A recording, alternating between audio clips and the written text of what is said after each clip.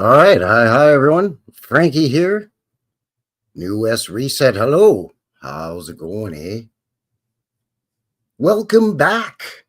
Thank you very much for shooting in, joining a fella here for another one. Another live one, as a matter of fact. New West Reset Live, episode 102. Glass plate negative collection of E. Peabody. Edwin Peabody. Who the heck's Edwin Peabody? Well, we're going to revisit the glass plate negative website. They're the digital archives that we recently looked at. I guess it was a couple of months ago now, where we looked at some stuff in and around Boston area. Pack your car in the car park. Especially in the winter when it's wicked cold and dark. Anyways, I'm sorry. I'm sorry about that. I apologize. Right out of the gates, I'm just offending people left, right, and center. Anyways, thank you very much for joining me here.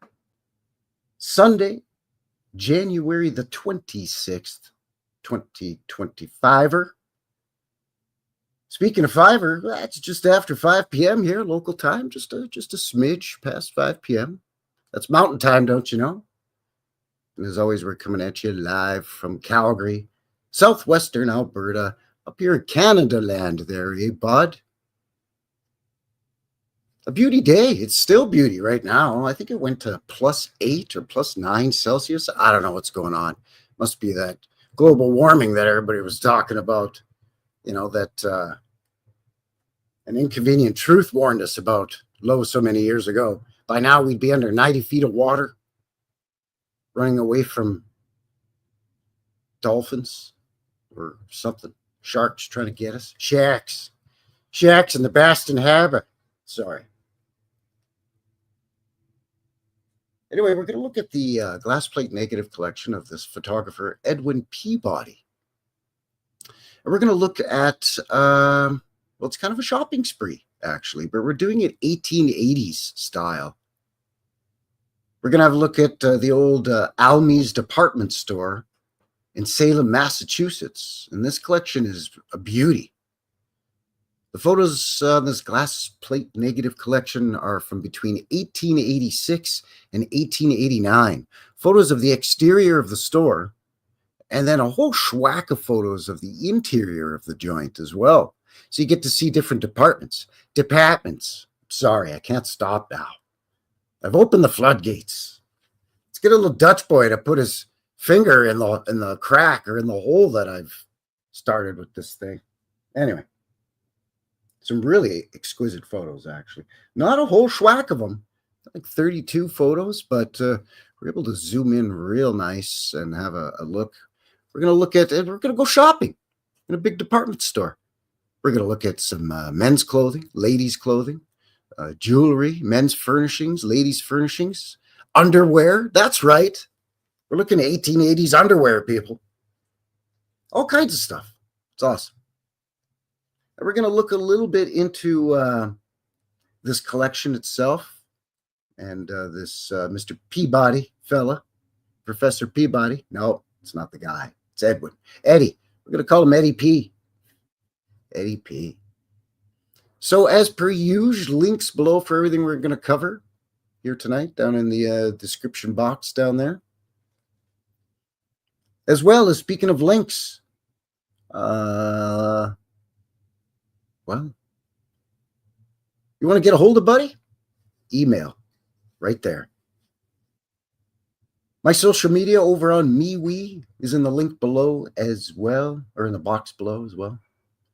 BitChute, and as per usual, the Bumble.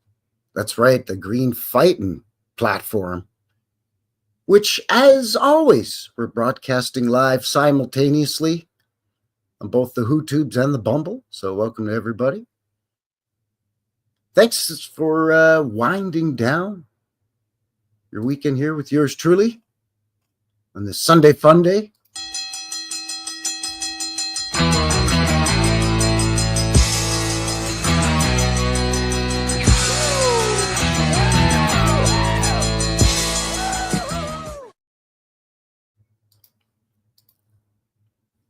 you haven't already, consider giving a guy one of these. Just kind of helps to push me out into the thing there. Of course, do all the other stuff. Actually appreciate it. Thank you to everybody who's already shared and already subscribed. And for those of you that are watching this after the live, after the fact, really appreciate your support as well. So thank you very much. Say howdy to a guy, maybe down in the comments. Comment your comment in the comments. I don't know. Anyway, welcome to the show. Thanks for joining me here. Let's say howdy to everybody in the chat, in the box. Say hello as you're shooting in. Hiya, Hippie. Got Hippie Shake here in the box. Hippie's going to keep an eye on things. She's a troll basher extraordinaire, although we don't tend to have a lot of problems around here. She's also an expert at sharing the links, so thank you, Hippie, for all of your efforts with all of that. Being quick on the draw, so on and so forth. Kathy's here as well. Kathy Broughton in the box. Hello. Broughton. Brofton. Nope, Broughton. Good to see you, Kathy. Title's here. Title's here. Good to see you, Turtle. Thanks for shooting in, eh? Kimmy. Howdy, Kimmy. Hello, hello. Lost and found. History rewritten. Hey, hey. How you doing? Good to see you. Channel 53 is here. Channel 53 in the box. Thanks for shooting in there, bot. Chassis Nix. Howdy, Chassis. Old buddy Vaughn is here. Howdy, Vaughn. Crikey, how's she going that night? Sorry, see, there I go with the terrible accents again. Carmichael is here. Hello, hello. Digital archaeology over on the Bumbles. Thank you very much. Yes, thank you, thank you. Hippie sneaking over there too. Hippie sneaking over on the Bumbles. That's right, Link Queen. That's right. Yes, indeed. Yes, indeedio. So yeah, thanks for joining me. Thanks for winding down your weekend here. And as mentioned, episode 102, we're going to look at the glass plate negative collection of Edwin Peabody.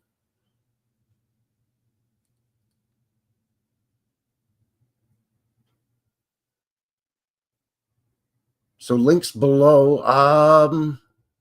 There's no Wikipedia on this guy.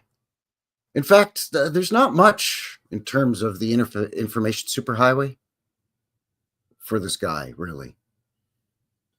I mean, a couple of blurbs here or there. I mean, I could have bookmarked, half a dozen pages or references, but they all basically just share the same kind of stuff. So, I mean, we could poke around a little bit on this here, fella, but it's kind of vague. It's kind of vague and right on cue, just like clockwork. Shout out to Terry Light. Sirens in the background. Nope, this ain't Detroit or Chicago. No offense to those beautiful cities. No, it's Calgary up in Canada land up here. But for some reason, sirens. I don't know what's going on. Anyway, I'm all distracted now. Scott Pike bringing me back. Howdy, Scott. Good to see you. Hello, hello. Ed B is here. Been around the world and I can't find my baby.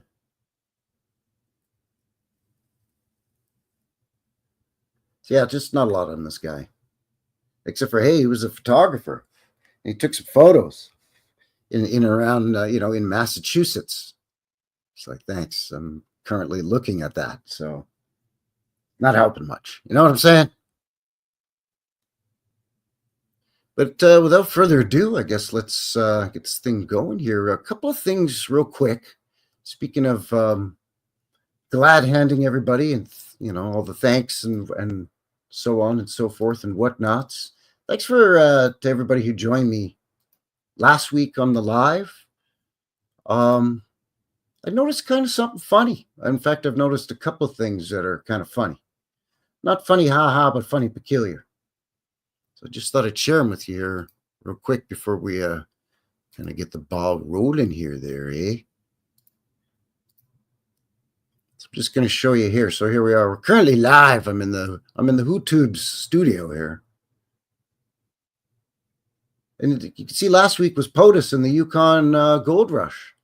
And you can see that, well, yeah, 134 views compared to an average of around between 150 and 250, give or take, depending on how long it's been up, of course.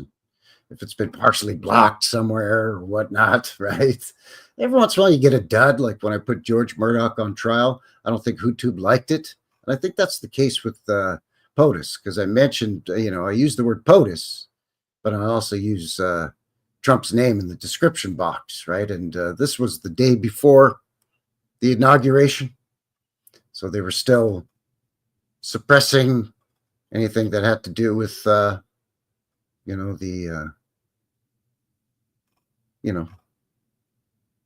DJ T-Rump.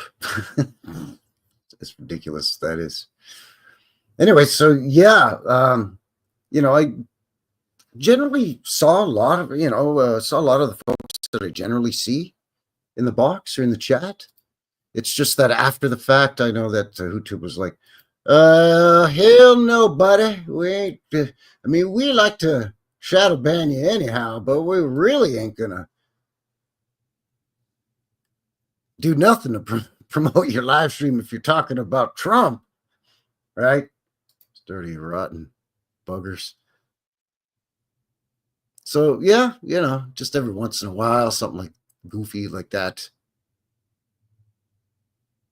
Yeah, well, that too. That happens a lot, actually, right?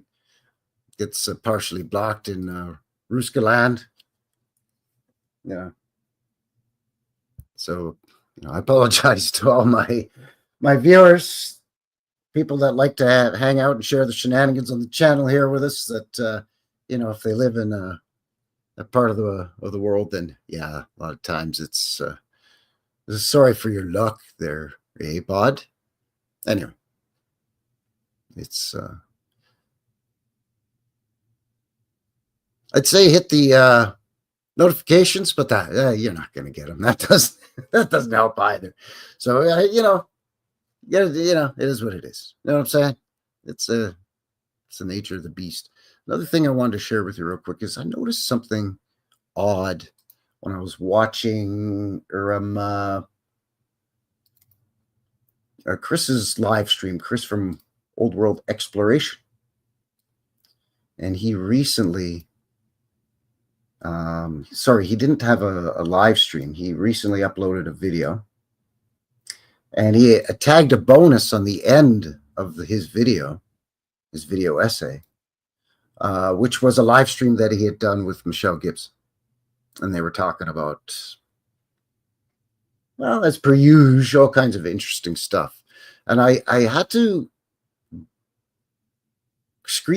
capture this. I had to screen capture. I don't know what you call it, because I was like, wait a second, this is weird.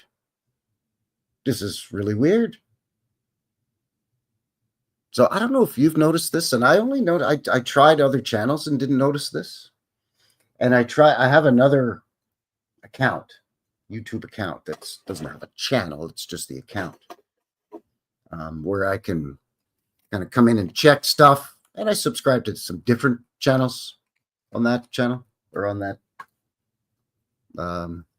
YouTube page or whatever you want to call it. Anyways, long story short, I didn't notice anything with any other videos of channels that I subscribe to, except for Old World Exploration. And I don't know if it was this particular video. I'm not sure, but let me just quit yammering about it and show you at least, for Pete's sake.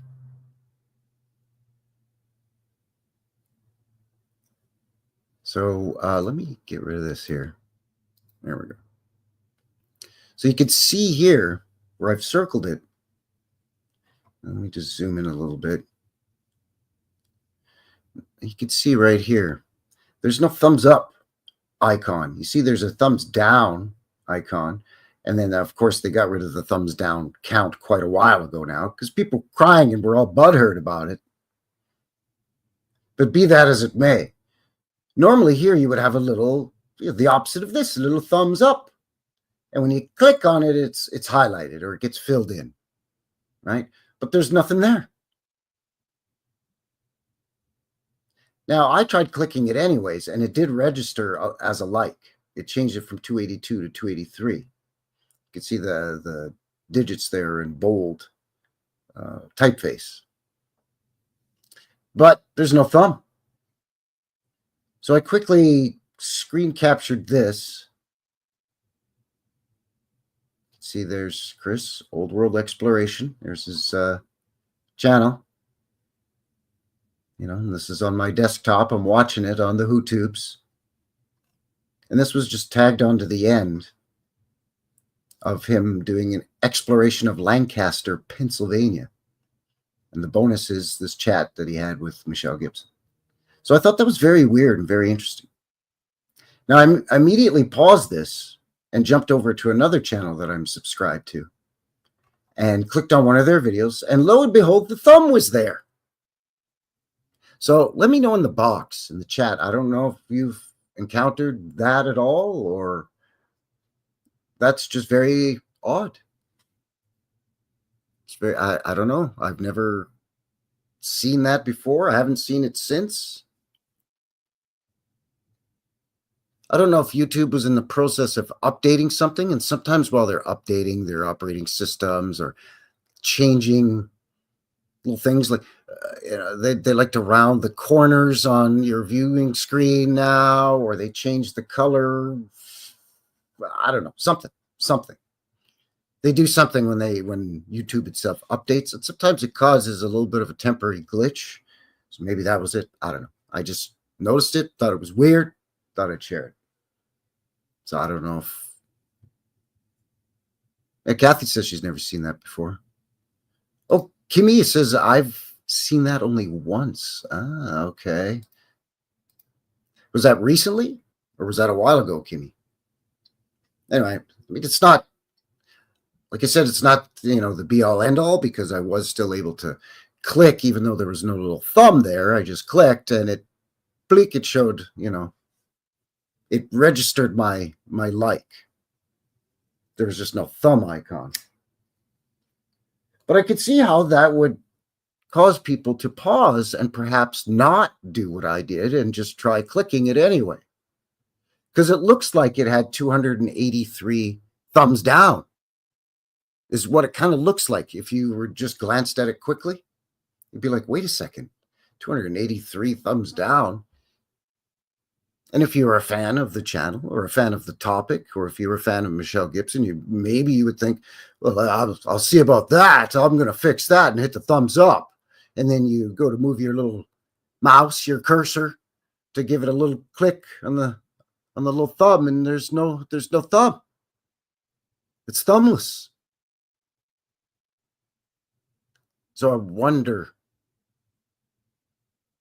I haven't mentioned this to Chris yet. I'm going to reach out and talk to him about it. But speaking of Chris and Old World Exploration, Knuckleheads episode coming up. Looks like we're shooting for Tuesday, January 28th. But yeah, just hit the bell for notifications to keep your peepers peeled. Your ocular sphericals locked on for that. Of course, again, those notifications aren't going to work, but what are you going to do? Sorry, it is what it is. Yeah, and that would be a lot of thumbs down, right? Strange. I don't know. Channel 53, what dates are in those books? Been meaning to ask for all. These books here in the background? These ones? I don't know. It's a good question.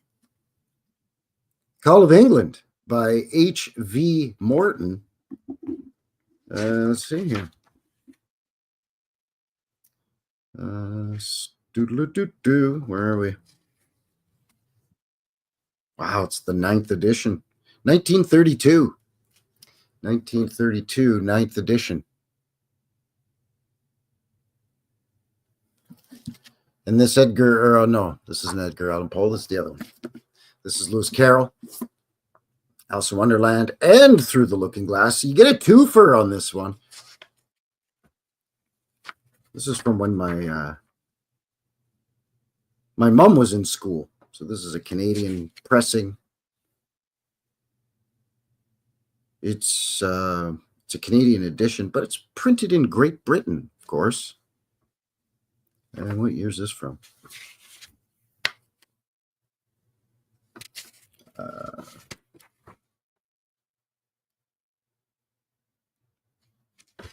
I cannot find.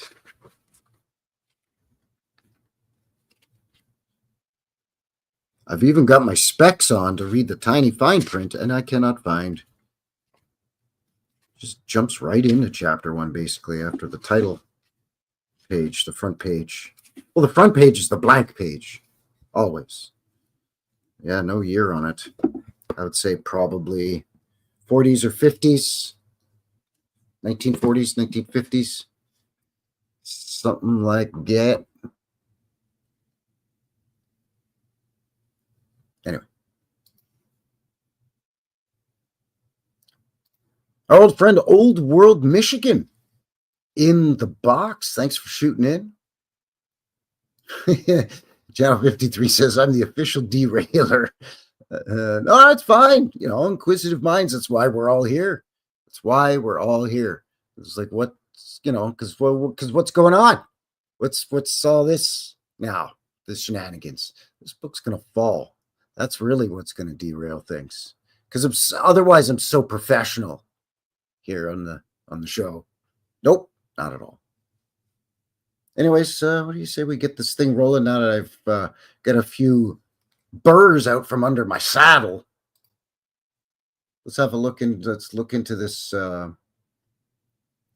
This first of all, this Almy's store, and then again, just a very brief mention of the photographer, and yeah, there was just nothing, not much, not a heck of a lot on this guy. Period. Babylon Fox in the box.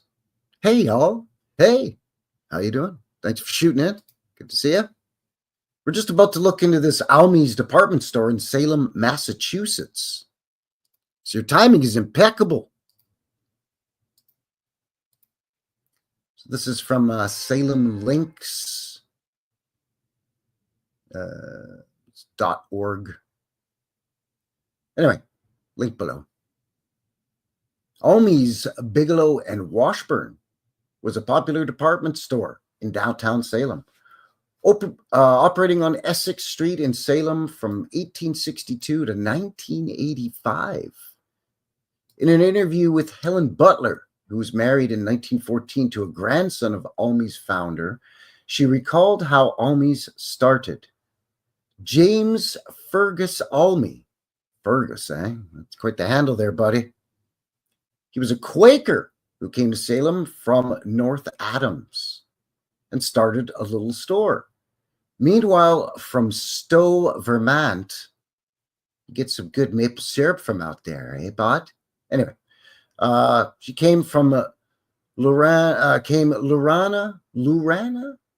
unusual name, Lurana Bigelow to Salem, and she opened a millinery store.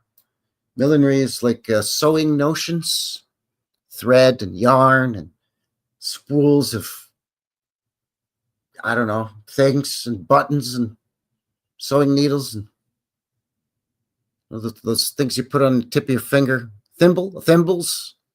Probably had loads of thimbles. Wiley is here, everybody. Wiley from down in the Montana, down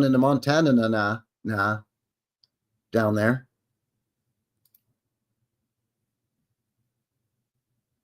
Hats. Is that what that is? Hats? Really? Thought it was sewing notions. Not that it's really all that important, but thank you. I was dead wrong. Dead wrong. Nope, it's not notions at all. It's hats. Thank you. All right, hats it is. Bunch of Mad Hatters then. This lady was a Mad Hatter. Anyway, she opens this millinery store. So he fell in love with her. And when he wanted money for the store, she had capital to give him. Oh, okay. How convenient. I love you. Can I borrow some money? I guess that's better than can I borrow some money? I love you. At least he got the sharing his feelings out there out in the ether first before he started sponging and mooching off the lady.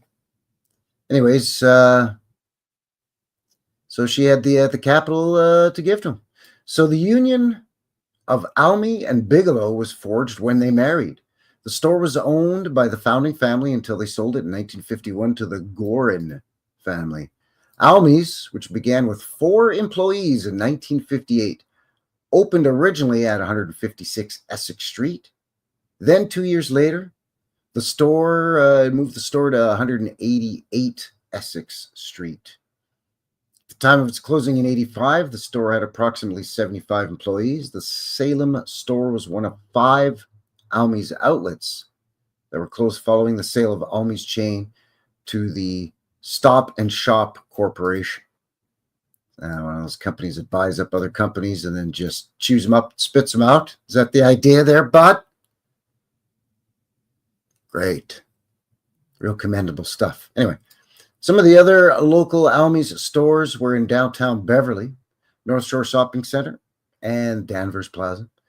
The official date of closure was March 16th, 1985. Almy's iconic clock, circa 1910, still sits in front of where the store used to be. Yeah, because of course, not only is the company been gobbled up and shut down, rolled up the shutters and pulled up the stakes and moved out of town or whatever, or shut it down. But the building too, of course, the original old world beautiful building, that's got to go too. But anyways, in 2021, the city funded a complete restoration of the clock, which will include the removal of the clock for transport to the company's foundry, where the cast iron case will be sandblasted and restored, and the clock mechanism will be inspected, cleaned, and repaired. And then they have an article linked below for more info on that. Salem resident Hale Brandt and the Electric Time Company Incorporated and City of Salem Preservation Planning Board were awarded a Preservation Award in 2024 from Historic Salem, Inc. for the restoration of the clock. Fantastic. So there's the guy that married the lady and borrowed the money to open the store. And then there's his business partners, I guess, Bigelow and Washburn. And as you can see, it was a lovely old world building with a big, fantastic, wide and high storefront entrance and arched windows. I mean, of course, this is just a rendering, a penciling, but it gives you an idea. Sherry Ives is here. Good to see you, Sherry. Hello, hello. So yeah, links below for other stuff, so on and so forth, the clock's restoration and whatnot. But as mentioned, nothing in the Wikipedia about this Peabody character, this Edwin Peabody. Let me just type it in here just to show you, because I tried looking it up, and Bupkis, and usually you get something. But this you get nothing. Eddie Peabody, American musician and entertainer? No, I clearly typed Edwin, not Eddie. And it just takes you to Eddie. I don't want Eddie. I want Edwin. I want Edwin Peabody. No, it's insisting now. You want Eddie Peabody. No. Although he is from Massachusetts. But it was a violin, mandolin, guitar, and banjo player who served in the U.S. Navy, in WW1, in the submarine. He worked for a banjo company. So this guy's all about the banjos. Nothing about photography at all. He's a banjo musician. So, yeah, I don't know. Even if we just go to the goggle machine itself and just type in Edwin Peabody.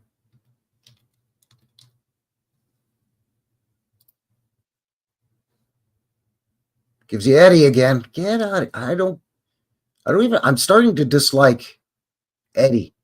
Here's Edwin Peabody. Nope, that's not our guy. Another Edwin Peabody.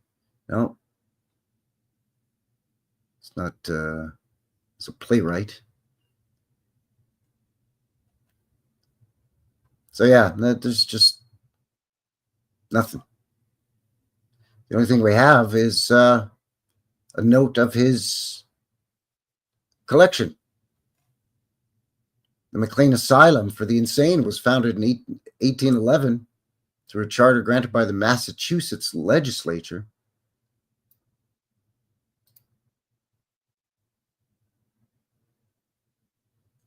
The 11 stereographs of what was then known as the McLean Asylum for the Insane were taken by Edwin and Peabody of Salem, Mass. as part of a larger series called American Views. So yeah, that's roughly all the stuff you get. Is you get that he was a photographer and he's from Salem, Massachusetts. And pretty much doesn't matter where you look on the Wikipedia. There is another Edwin here, but it's not our guy. This guy died in 2006. So, yeah. This guy here, but he's not our guy either. So, yeah, you get what I'm getting at. So, I mean, I don't even know if this guy is a real guy. I have no idea. I have no idea if he's even a real dude. But he takes a heck of a photograph. He's quite the shutterbug. I'll give him that.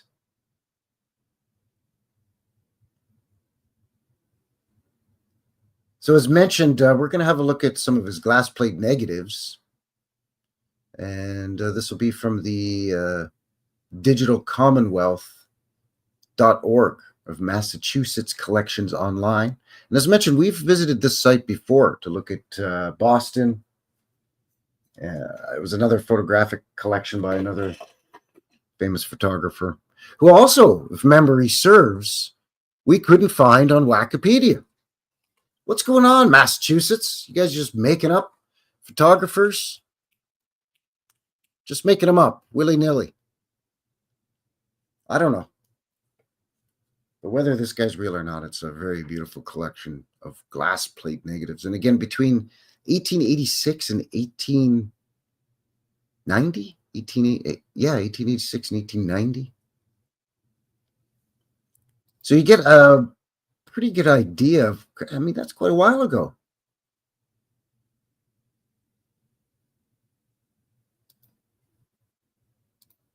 First husband's family was linked to the Peabody Coal Company in Kentucky.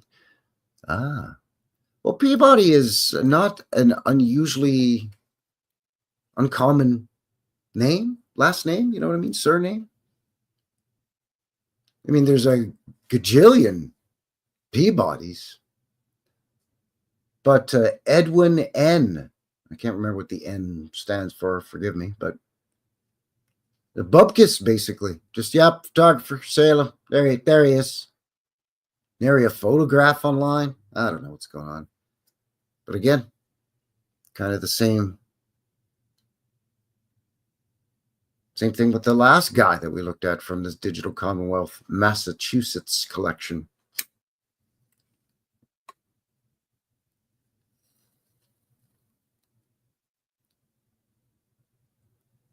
So let me see here. What do you say we have a look at a few photos? There's not many of them. As mentioned, there's 32. But we're able to zoom in real nice on them. And there's lots of stuff going on in the background because all of these photographs, with the exception of, I think, 5 of them, all of them are taken within the department store in different departments. And as you can see, it was 2 floors from that old photo, if memory serves, plus a lower level, basement, whatever you want to call it. It had an elevator in it too, 1880s.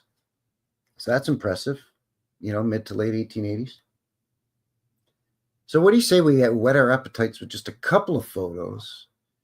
Then we'll take a mid-show break, give you a little bit of a sneak peek at your upcoming midweek vintage footage video, and then we'll come back and we'll finish it off. What do you say? What do you say? Huh? Yeah, let's do that. I'm just scrolling through here. I want to get the right photo, the right photograph. All right, yeah, that's a good one. All right, let me get this up here for you. So again, this is the Almy, Bigelow, and Washburn department store in Salem, Massachusetts, United States of America.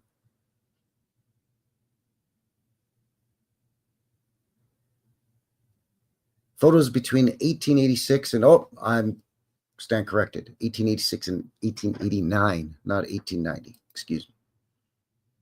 Let's have a look at this. So this is the east window.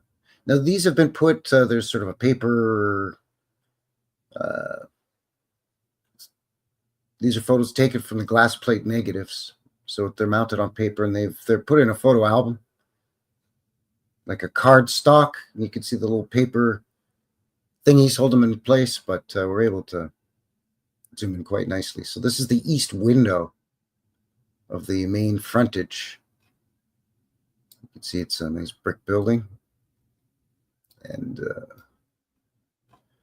this beautiful leaded glass detail.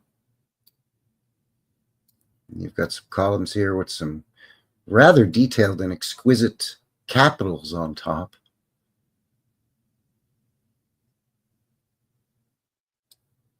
The window displays themselves. What do we got here? Corsets, 75 cents, a bargain. I love that when they got to tell you it's a bargain. Even back then in the 1880s, they couldn't let you think for yourself, is that a bargain? Let me do some comparison shopping around here and see if that's a deal or not. No, I don't have to. They told me already it's a bargain. Guess, of course, it's here for 50 cents. So it's just a window filled with corsets. And then here you have art materials and stamping. It's quite beautiful. With some lace and all this twirly stuff. It's the fixture for the light here is down on the ground for some reason. This one's intact. It's weird. You can see these below are windows. And this one's been tilted open into that lower level. So that's very, very interesting. You don't often see that.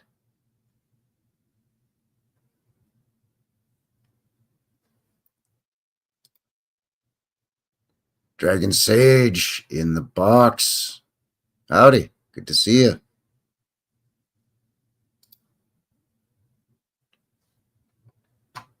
That's what I was thinking, Kimmy. Kimmy says that's quite the gas lantern for sure. Yeah.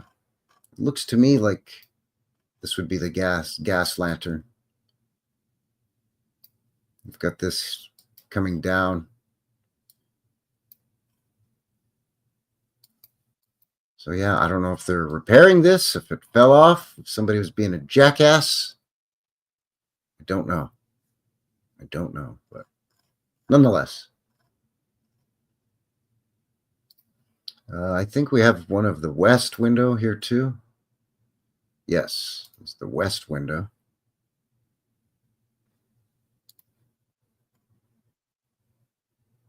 Summer Silks. Cheney Brothers Black Silks. What the heck is this? Some kind of creepy Asian porcelain doll? Is that what that is? Is it Asian or maybe Indian. Looks like there might be a dot in the forehead. I don't know. I am just asking. That's racist! Take it easy. But anyways, look how they've got everything all sort of billowy to show off the shimmer and the softness of the silk. Look how shiny. That's a lot of hullabaloo. That's a lot of work. I know, because I used to, before I got into the food business, the grocery store business, I used to be in the display business and retail display work. But this is off-putting. Just going to say, it's off-putting. Quite nice, though. Pasture of Castles in the box. Howdy, howdy.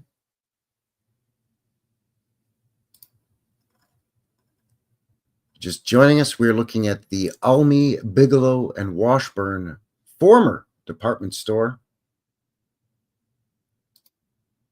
in Salem, Massachusetts. Let me just queue up a couple more here, but I don't want to let the cat out of the bag, you see, so I kind of want to scroll through a little bit. Just give you a little taste until we get into some of the interior shots. You know what I mean? Yeah. Oh, yeah. I can show this one. Sure. Let's have a look at this one.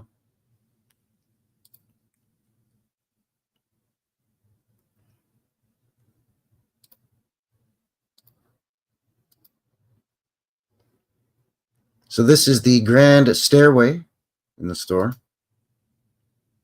Beautiful, quite large, curved wooden banister here. But this, I've never seen this before. A statue here with some kind of light fixture on it. It's quite exquisite. Quite fancy and ornate. I mean, this is just where you go to, I'm going to buy some socks and underwear. This is the place you're going in Salem. I mean, this is a high-end department store. This would be the equivalent of a Bloomingdale's or a Harrods,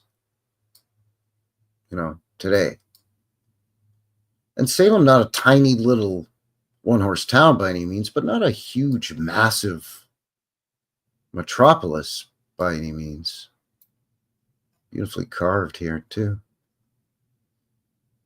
Taylor and Preston's A, B, and W tailoring department, and Clark and let's say Clark. Oh, cloak and millinery department. So you get your cloak and hat down in here too.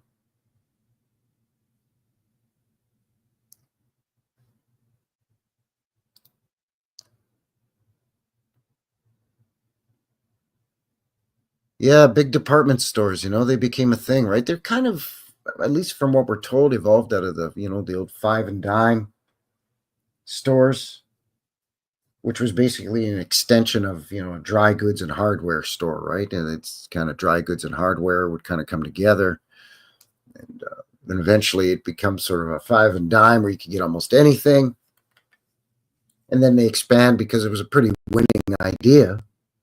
So you build on or expand on a winning idea. And eventually these smaller five and dime type stores in the 1840s, 1850s become larger and larger and more grand and extravagant department stores through the 1860s up into, the roaring 20s. And of course, that old Great Depression narrative and then shuttered down. A lot of places had to close up shop.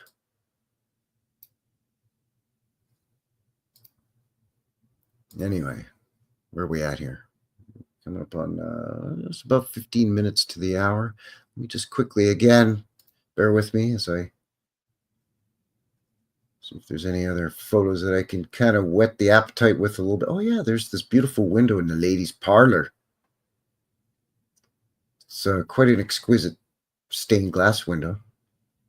Let's look at the vestibule first here. Yeah, let's do that. And then we'll look at that stained glass window.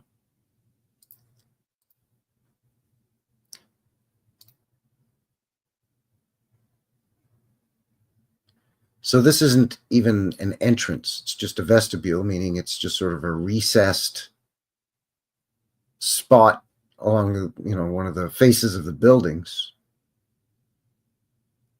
And then within it are, these windows. Oh, there are doors here. My bad. I thought it was just a big window display. My mistake. So it's sort of a side entrance, I guess. But even with all that said, I thought it was a window display because of all the la-di-da here. I mean, look at all this.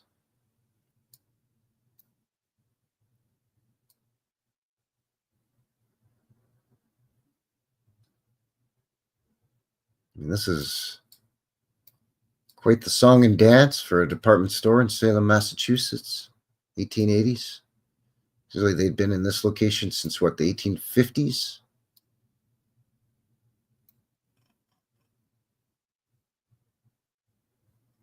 I'm guessing these would be transom windows that you could open. They tilt open and closed. I was guessing. What are these figures, though? This is as far as I can zoom. Can't really tell.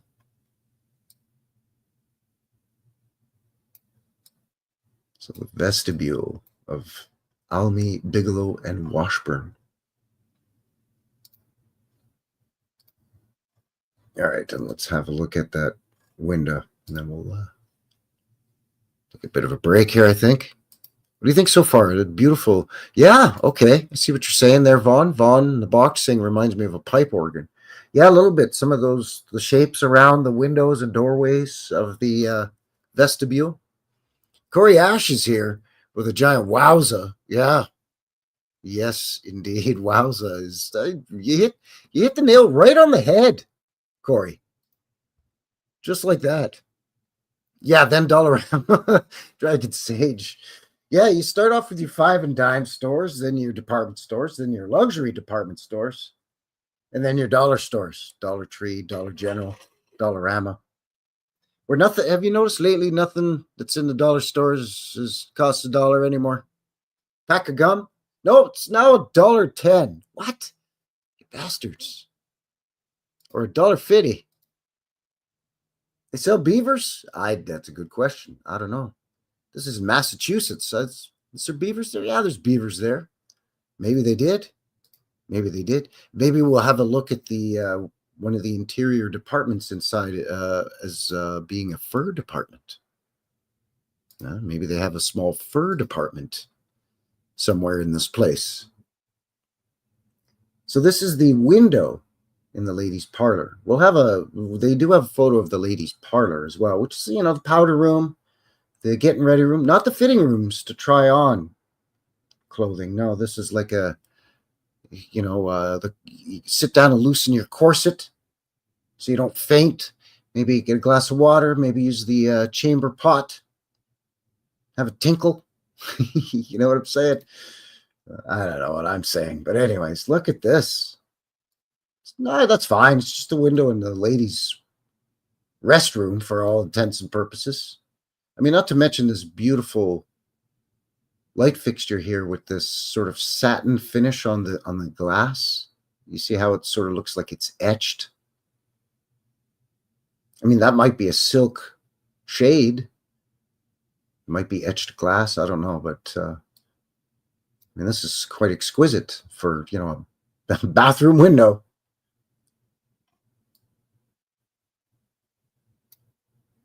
Very intricate work here with this leaded glass. Just some guy petting his dog, wearing some fruity tunic. I don't know. It's got some fleur-de-lis on it, so there you go. A couple of pillars in the background, 2 pillars. Oh. Uh-huh. But yeah, that is the window in the ladies' parlor. Pretty fancy schmancy, if you ask me. I don't know. Call me crazy, but that's pretty fancy. Yeah. Pastor of Castle says that's interesting. Good question. Lost and Found History, rewritten. Uranium glass? Leaded glass, uranium glass. I don't know. Scott Pike asking, the beaver room? Yeah, do they have a beaver department there? A beaver room in the fur department? They might. They just might.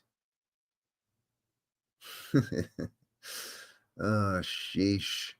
Yes, thank you, Hippie. Yes, Hippie Shake in the boxes. Show Frankie some support. Like, share, and subscribe. Yes, indeedio, please. It's probably as good a time as any. Speaking of like, share, and subscribe. Let's take a quick mid-show break here. But yes, if you haven't already, please do all the things down here. So what do we got? What do we got coming at you? I'm going to give you a sneak peek at your upcoming midweek vintage footage video. As a reminder, or if you're new to the channel, every Wednesday, you get a vintage footage video. The older, the better, and I put it to music. Usually the music has dual meanings. I try to keep it Canadian content because, hey, you know, guys up here in Canada land, I'm you know, Great White North.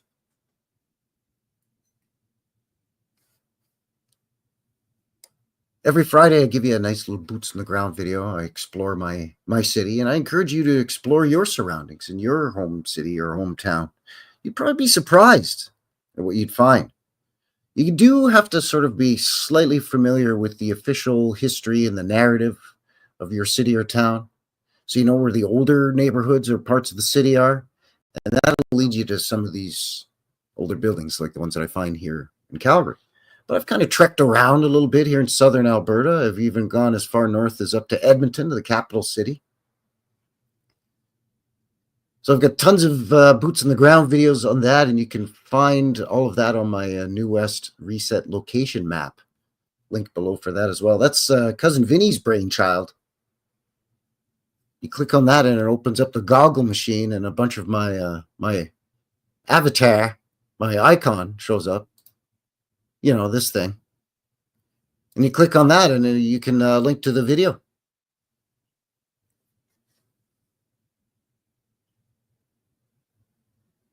And then, of course, every Sunday, right back here for the live show, eh?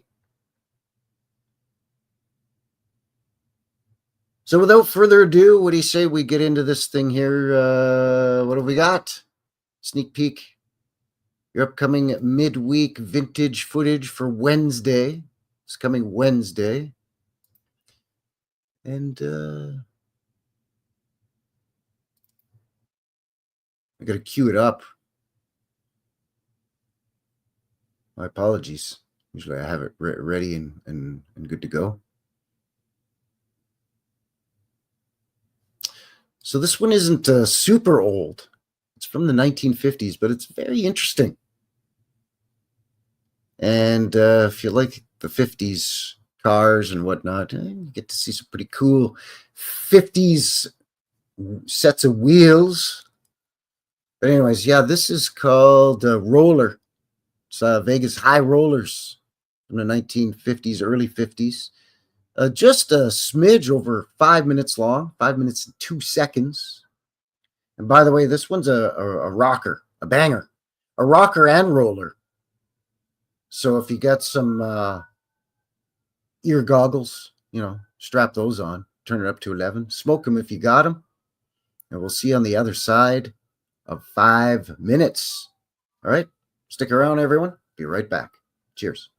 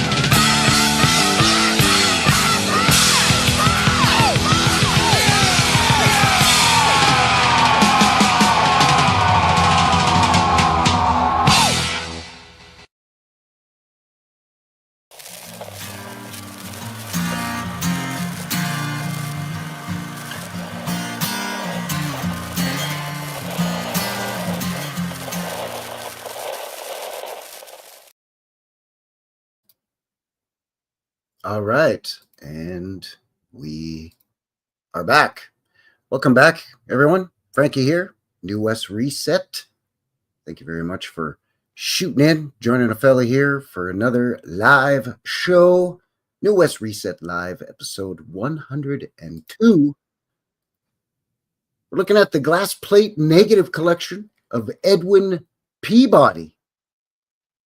32 photos in this collection from the digitalcommonwealth.org photo archives site there in Massachusetts. And where are we at? Well, 6 p.m. on the nose here on this Sunday, January 26th, 2025. Still nice out.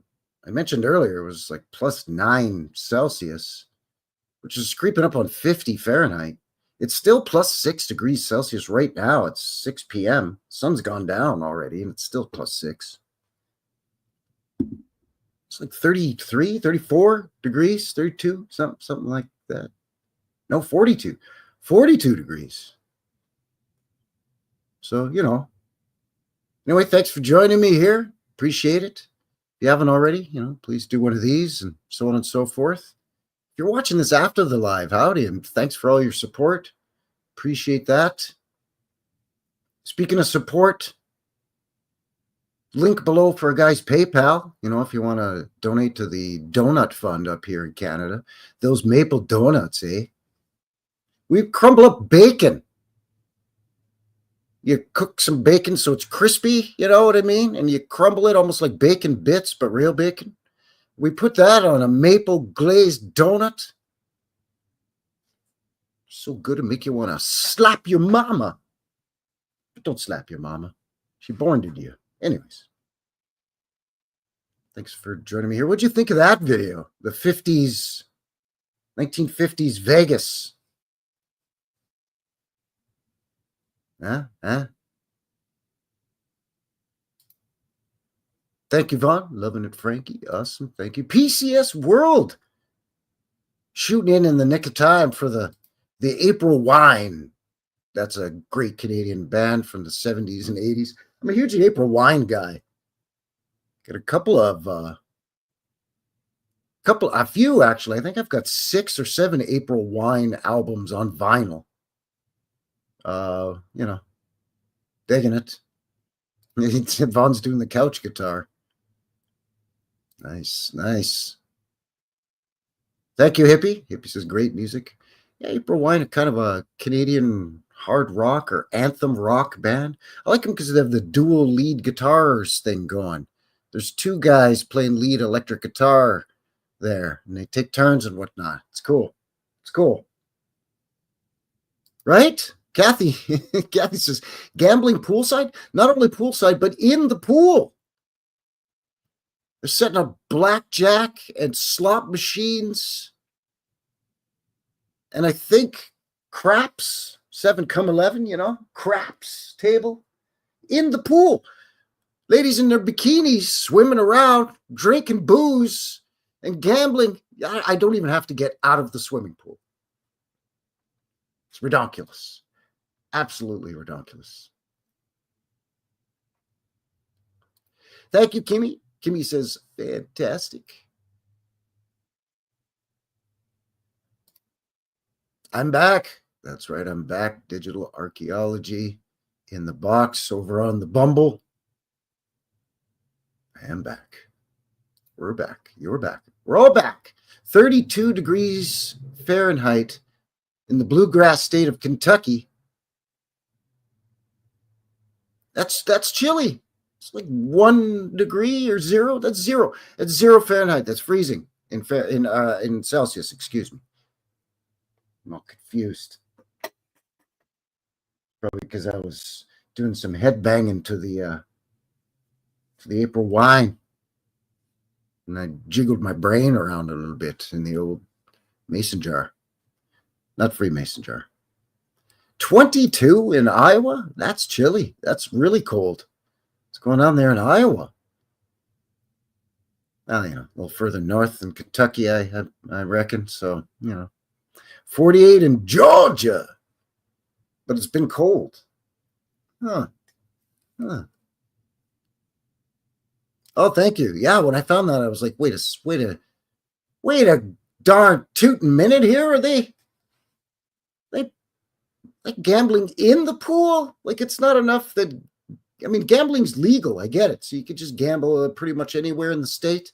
You know, there's gas stations. I don't know. I've never been to Vegas. I've never been to Nevada. So I don't know.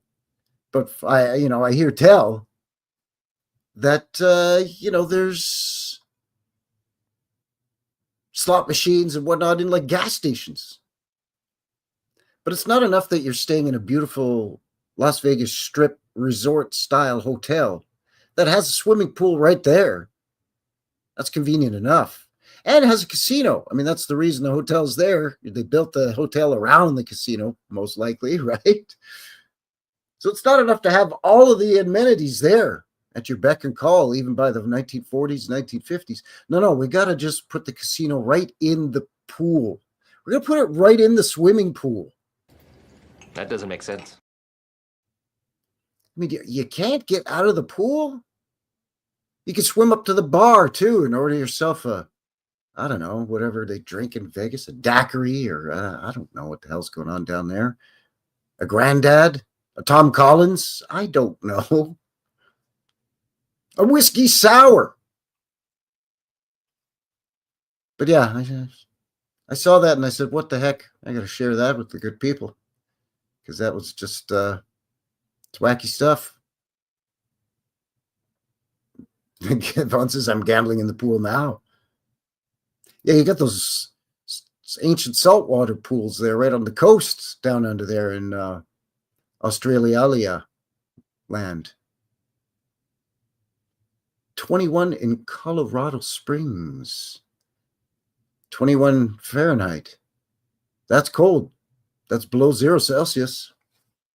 Probably getting snow, ice, wind, whipping wind. It was -9 Fahrenheit last week. Wow.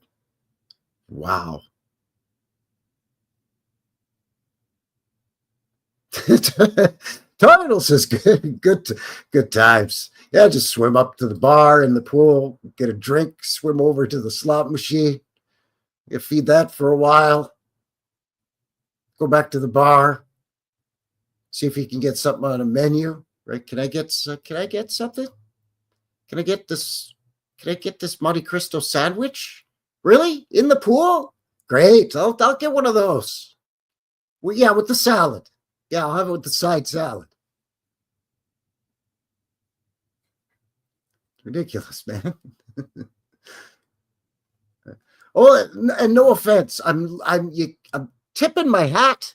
I'm tipping my hat to you. I'm giving the old good free, whatever hand signal you aren't going to interpret as being some kind of evil Masonic hand gesture. I'm doing that at you. There, I'm giving you a thumbs up. How about that? To good old US of A, good old America. Only in America, the country that came up with the drive-in movie theater. You can go and see a movie, get popcorn, a soda pop, maybe some a chili dog, maybe a burger, maybe a barbecued beef on a bun, and never have to leave your car. You sit and watch a couple of movies. You don't feel like going to the movies? Maybe you just want a quick night out with the missus, right? Well, you hop in the old Buick, drive down to the A&W, and some chick on roller skates will come out and bring you a burger and a milkshake. Heck, up until recently, I think there was still an A&W here in Canada land that they still came out to your car. You pull up and you pull on your head to turn on your headlights. However you do that in your car. In my old car, it was there was a knob that you pulled it to turn on your headlights, and then there was a floor button you pressed to turn on the high beams. But these are old Chevys from the 70s that I used to like to drive back when I was still driving. But anyhow, You pull up, you turn on your headlights when you're ready to order. No, they wouldn't come out on roller skates anymore. They'd heel toe it out there in their running shoes or tennis shoes, sneakers, cross trainers, whatever you want to call it. And they take your order. Yeah, give me a Papa Burger, the onion rings, and a chocolate shake, please. You know, I think that was in Salmon Arm, British Columbia, here in Canada land. I don't think they do that anymore. I think they've turned it into a modern A&W where you just have your regular drive-through. But the good old US of A, you want to go to a movie? Do it in your car. Want to get a burger? Do it in your car. You want to gamble? Do it in your pool. You don't have to leave your car. You don't have to leave the swimming pool. You can get a drink. You can get something to eat. And you can gamble. You can lose your life savings. All of the convenience of never having to get out of the pool. Fantastic. Cousin Vinny's in the box. Good to see you, Vinny. Cousin Vinny over here. Cousin Vinny. So, Tommy, where have you been, huh? I've been watching Newest Reset. Huh? Oh, you know, it's Newest Reset. It's just thing on YouTube. He goes around, he does his boots on the ground thing. They'll tell you.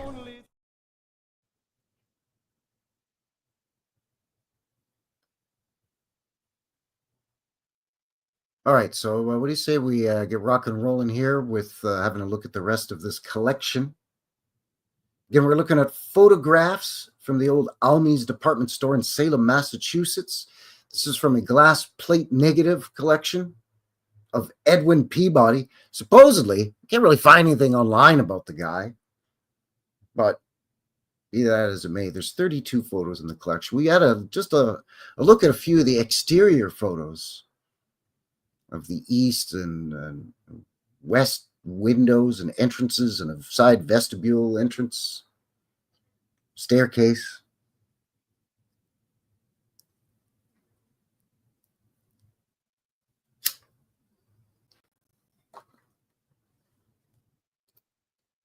Vincent, Cousin Vinny in the box says, you synced your voice to Joe Pesci's movements perfectly. Frankie, thank you. Yeah, that was like the 5th or 6th take. All of those were more than 3 or 4 takes. Of course, we're always our own harshest critic, and I'd listen to the playback of the audio and I'll go, the voice isn't quite right. I'm not yelling enough, or I'm not hollering loud enough, or the accent isn't quite right. And as I've illustrated many times throughout the course of the show this evening, for example, not the best at some accents. But those are fun to do. You know what? I should do a few more of those things. They're fun to do. So now you know what I'm talking about with the whole Newest Reset thing. No. What? No. What I said about Frankie Fingers. The Frankie Fingers and Newest Reset are the same. Wait, what? Yeah, that isn't some kind of AI animation software where you can sync it up with the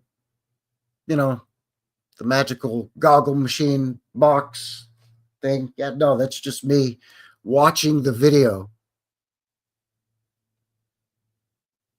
with mute on, like the original clip from the movie with the video muted, and then me hollering into my microphone.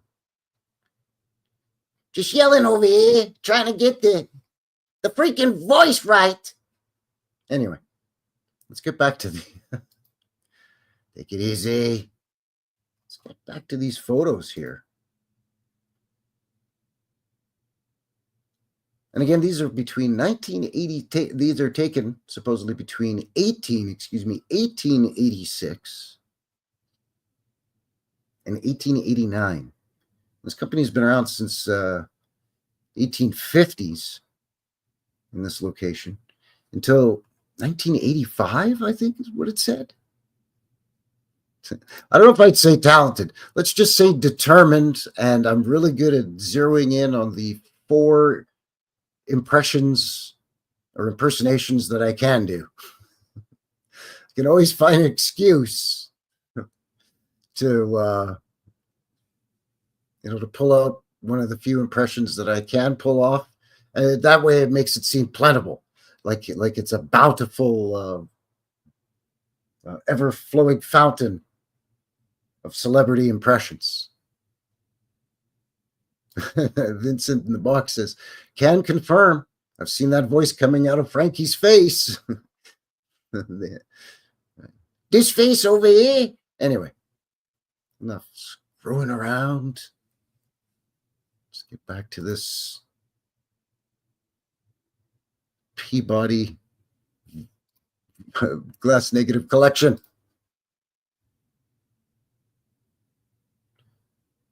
So this is the housekeeping and linen goods department.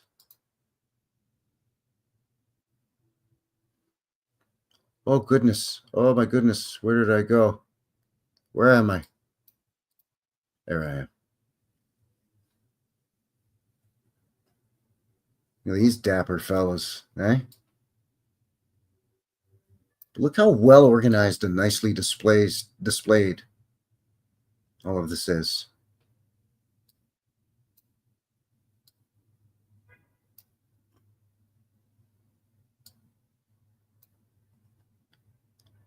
So all those people that said, oh, everybody just wore all black. Nope.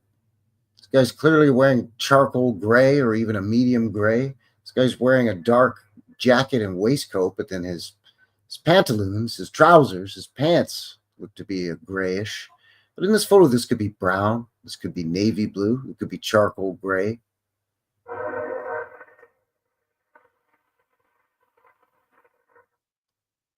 I hope the microphone picked that up. I think it did. The train going by. Awesome. Awesome. I love that. Yeah, this guy's glitched. Yeah. Oh, sorry. There it is. Yeah, PCS World. And the box. That guy in the end is glitched. I do not. I'm not on the Twitter at all. Ad B asking, hey, New West, do you have a twatter? Nope. No. No, I get the Bumble, the BitChute, and the MeWe. I was thinking about the Insta and all that, but I can barely keep up with the minuscule operation I got going on here already. He's got a pocket watch, rocking the chain with a pocket watch. Eh? This guy's a little... I said stand still. You can't stand still for 2 seconds. Sorry, I coughed. Kind of a cool photo. The art department. See what's going on here. Wow, that's taking a long time to load up. Of course. There we go. Quit playing now.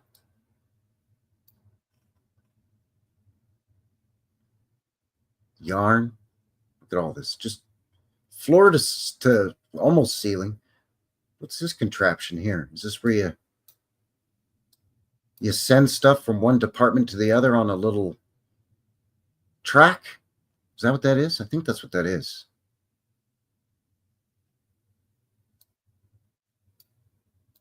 Not sure what this contraption is. Thinks that they can sell you yarn by the yard.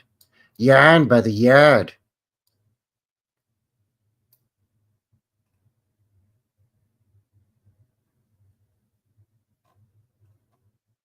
It's like some... Is that an 8? That might be an 8. 8 for 25 cents, maybe. Oh, they do silk. They do prints for you. Look at this. Look at that.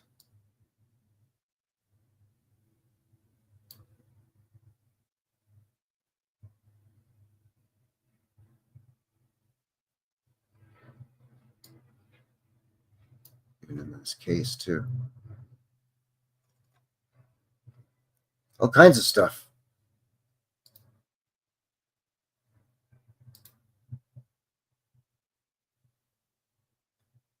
Oh, hang on to your hats now, people. We're in the ladies' undergarments, the unmentionables here. Ladies' underwear.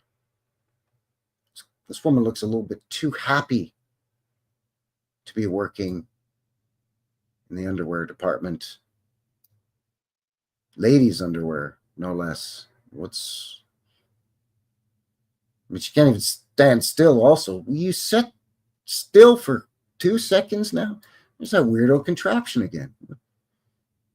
Is this the thing that they put a message in it and it pops up this ball and it rolls to the...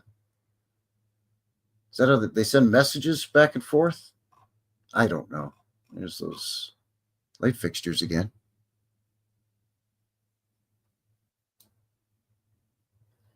So by underwear, it's mostly... I'm goofing around here, but it's slips, right? It's your slips that you would wear under your skirt or under a dress. It's, skirt length slips, full length, moo style slips, silk, cotton, linen. 50 cents. There you go. But look at how everything's organized. Little boxes. Yeah, I take a size whatever in this color, this style. Whoop, here you go.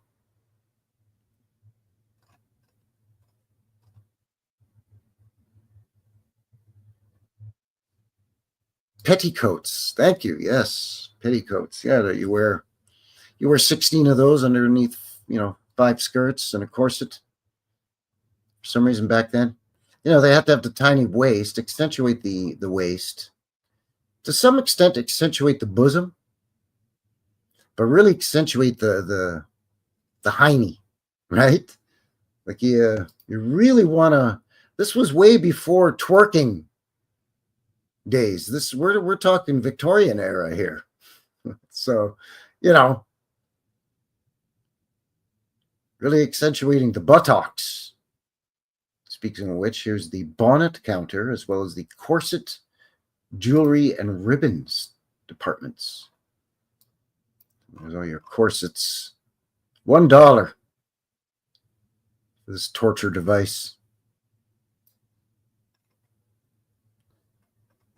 Apparently people were jittery back then.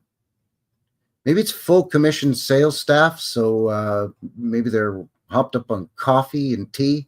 They're hopped up on caffeine, so they can't sit still for a photo. Let's see what they're hawking here.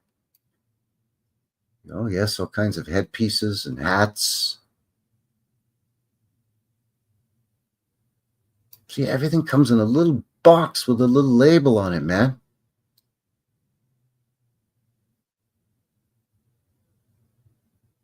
There's your radiator heating, just right there, right in the middle of the floor, beside these tables.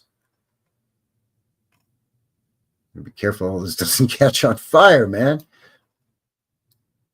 We all know how stuff burned down in the old world. Here's your ribbons. Here's some jewelry. Brooches and hairpins and hat pins.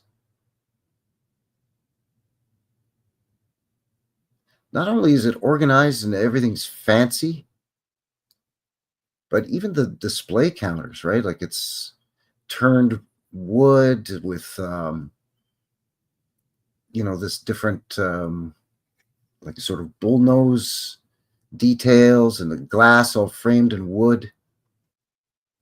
I know what you think. Well, what do you expect, Frankie? It's the 1880s. What do you think? They're going to use plastic?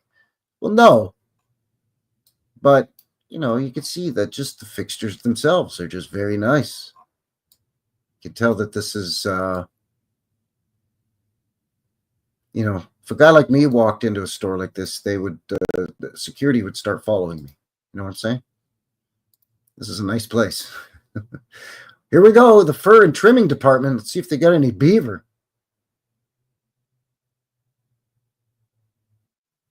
There's this cockamamie thing again. Let me know in the box if you know what this is.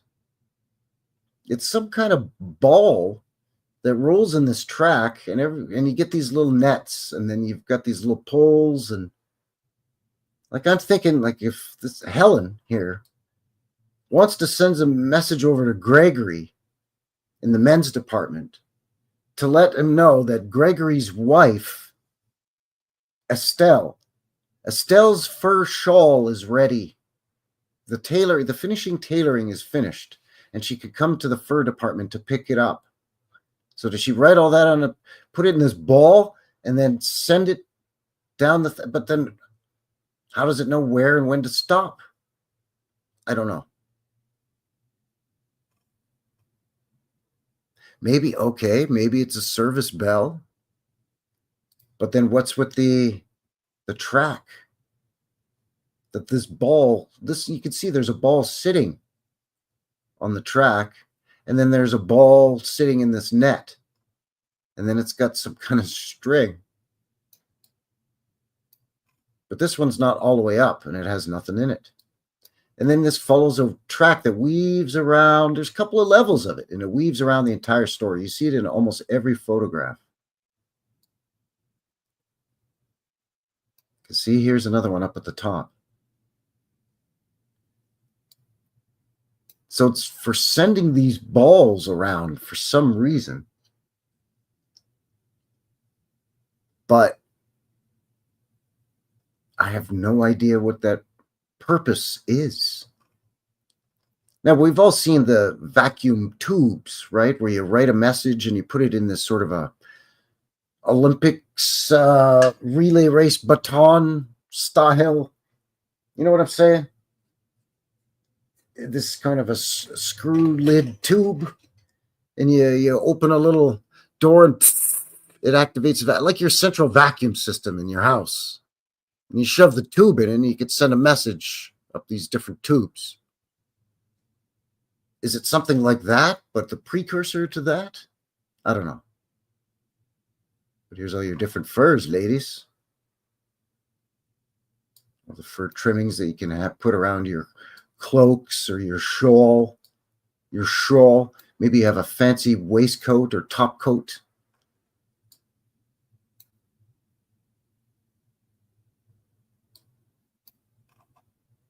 These look like velvet buttons, maybe.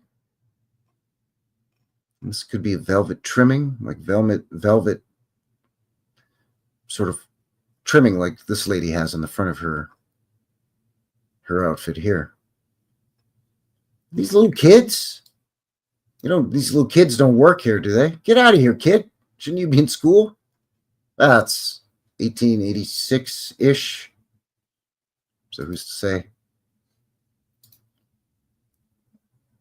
Smallwear and underwear. Oh no, here we go. Some more underwear and smallwear. What in the Sam Steele is smallwear?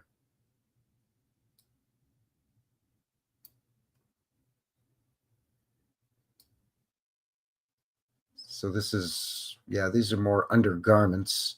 But I think some of these would be, what today we would call panties, bloomers.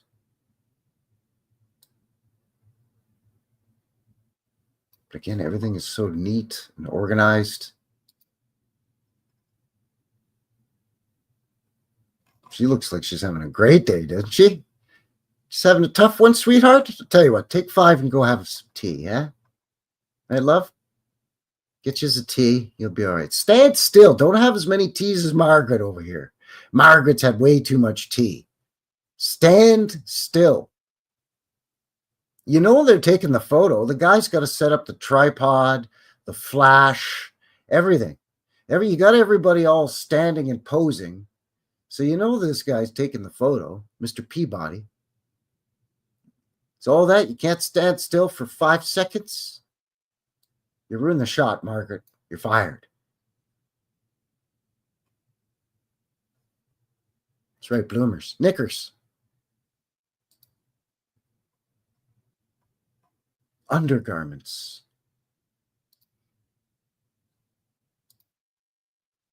Hosiery and gloves. Oh. these are great because not only do you see the product and the amount of choices, but you get to see, everyday regular folks who just work as, service clerks, basically, merchant staff, sales staff, see how they're all dressed, what they look like. But then he can also see all the crazy stuff. Like, look at this light fixture in here. Oh, siren time, of course. This must be on the top floor. It looks like there's a skylight here.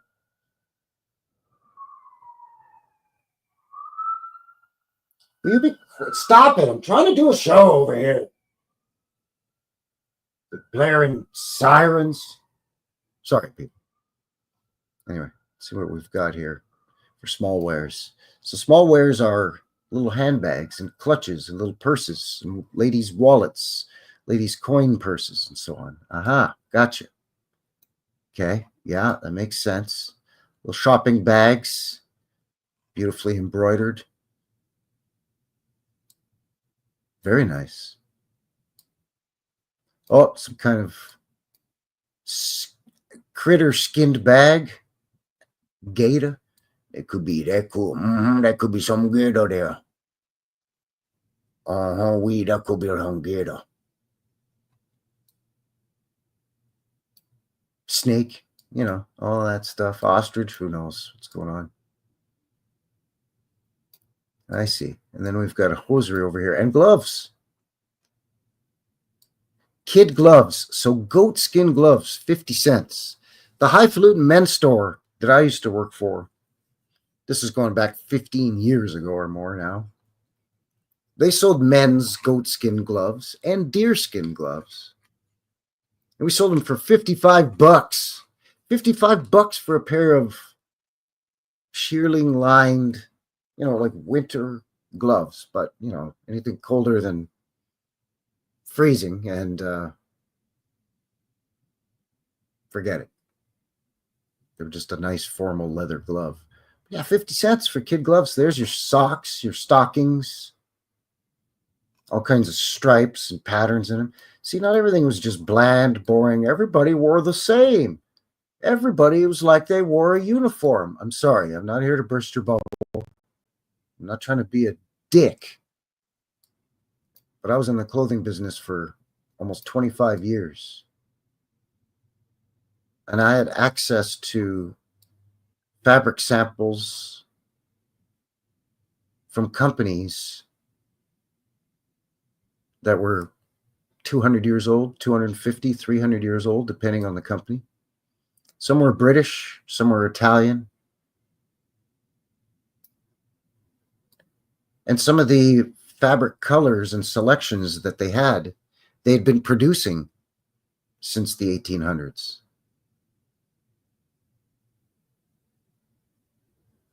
Yes. That'd be kid skin. Yeesh.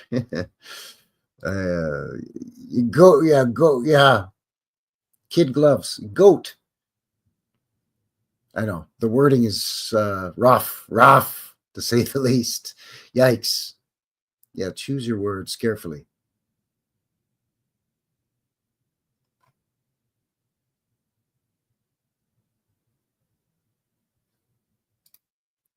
Digital archaeology over on the Bumble says, I want to shop there.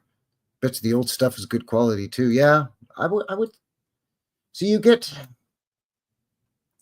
do have a lot of choice. So you can see how the consumer mindset is already kicked in. I mean, you don't need 68 choices of handbag if you're a lady. You don't need 68 choices of socks if you're a man. You know what I'm saying? Like socks in 5 colors. If you have 5 different colors of suits or trousers, then you're good. But you're lucky if you have 5 pairs of trousers. At least that's what we're told to think. I don't know. Like I said, I'm not trying to be a jerk and burst your bubble. That everybody dressed the same, looked the same. You can see even just in this photo from people that work for the same company. They're all dressed differently.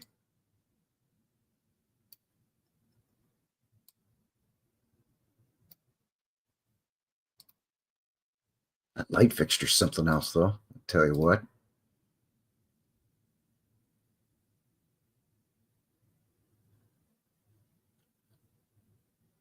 Oh, now we're going to get fancy. Here we go, the lace department. These are great photos. Look at all this lace back here.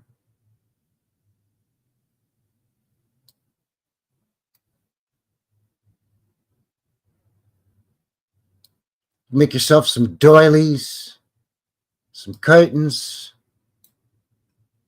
Heck, you could use some of this to trim your clothing, put some lace trim. This lady's got something wrong with her neck. You all right, miss? Do you also need to take 5 and get you a tea? Maybe you just have a sit down and get you a tea there, love. Your neck looks uncomfortable. Is her jitteriness causing you to feel uncomfortable?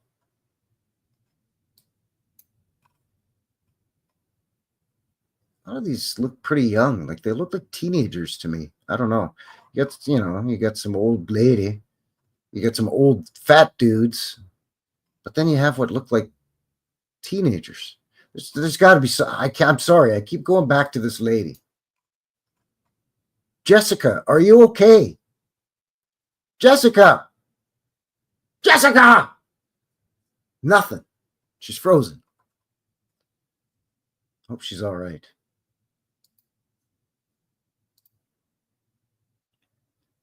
I mean, it is the 1880s. Maybe she has some kind of neck ailment. I don't know. Maybe she got kicked by a horse when she was a child.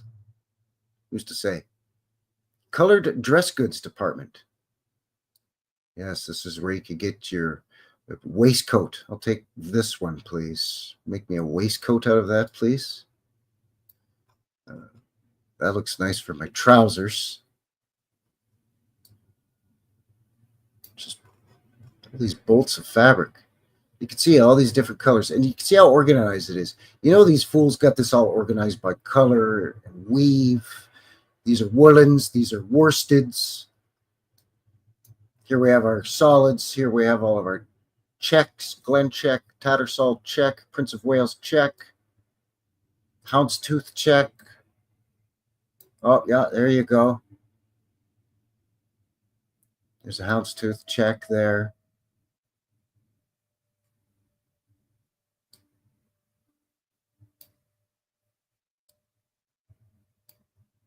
And again, just, this nice, beautiful, long wooden counter.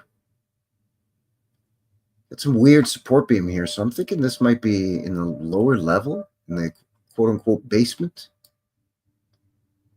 You could get some ladies' furnishings here, too. $7 for whatever the heck that is. $10 for that. $10? That's a lot of cash for back then. What are they advertising for that? That dress? $20 for this one.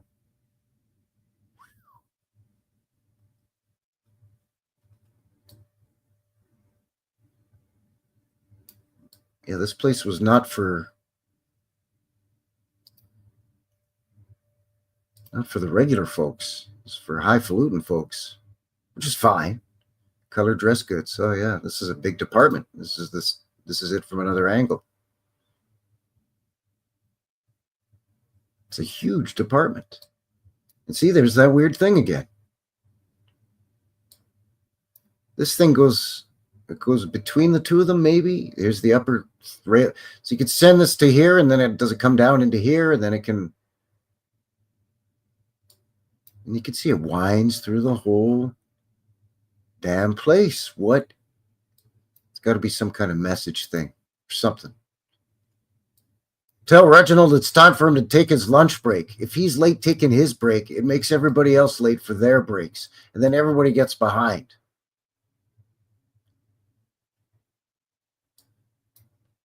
Beautiful light fixture.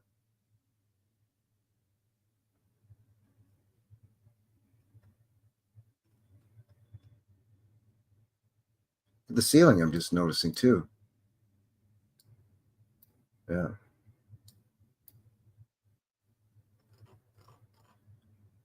Classy, man. Classy.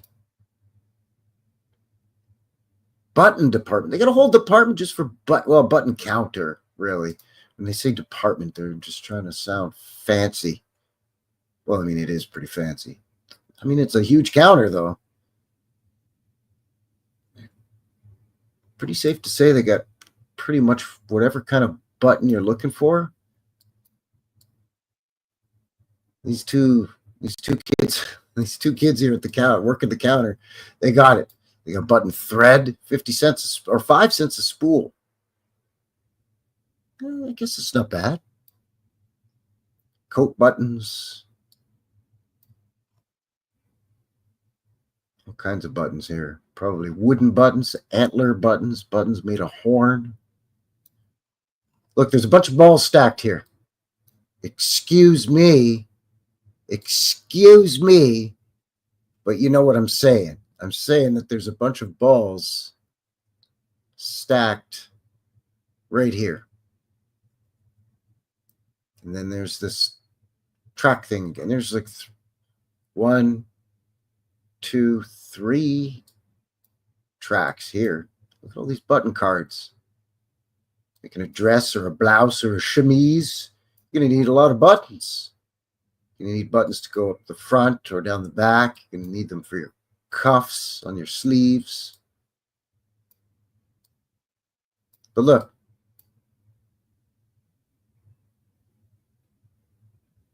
What in the hell is going on with these balls and those tracks? Please, somebody tell me. It is a lot of work for a message system, but it's no more a lot of work than setting up a toy train set, really.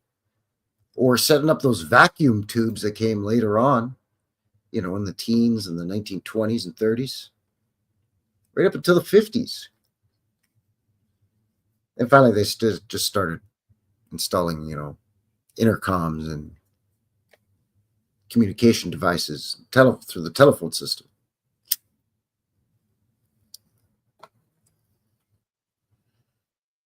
There's just something to that with these balls and this track. It could be something really simple. And right now, somebody could be yelling at their screen or frantically typing in the comments. Frankie, you idiot. That's a whatever. I'd be like, aha, there we go. Real Scotch linen thread. But imagine how organized you have to be.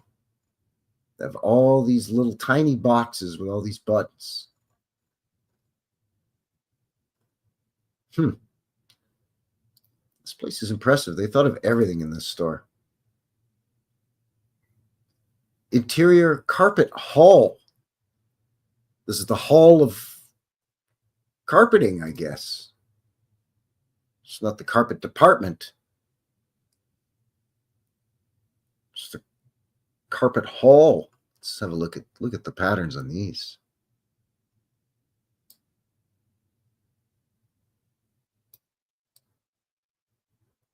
Just got stacks of these big leaves and flowers and all kinds of small floral designs. Really nice. Just get your wooden chair. I've noticed there's a chair or a stool in almost every photo, by the way.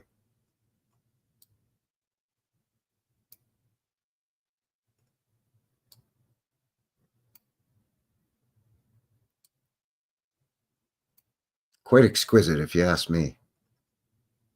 I mean, I'm kind of geeking out about this because it's kind of high-end retail. And that's kind of my background, sort of. Okay, we looked at this. It's the vestibule. Just have another quick peek at the highlights, such as this. It's like a telescope or a fasces or I don't know what. It's a kind of weird thing on the top. And again, the leaded glass. Even the name in leaded glass.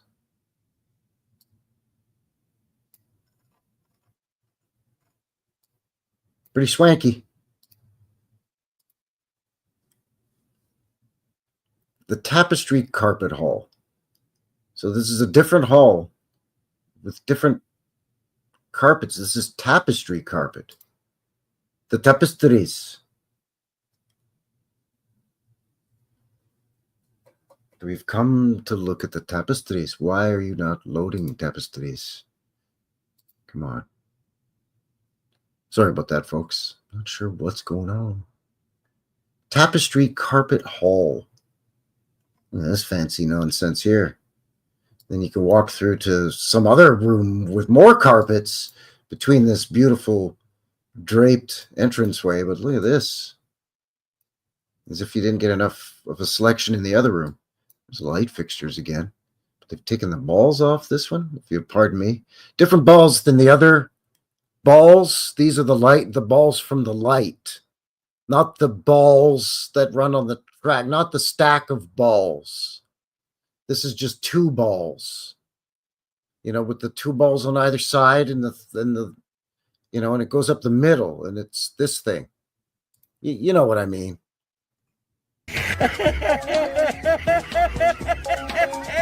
I wet my jockeys here.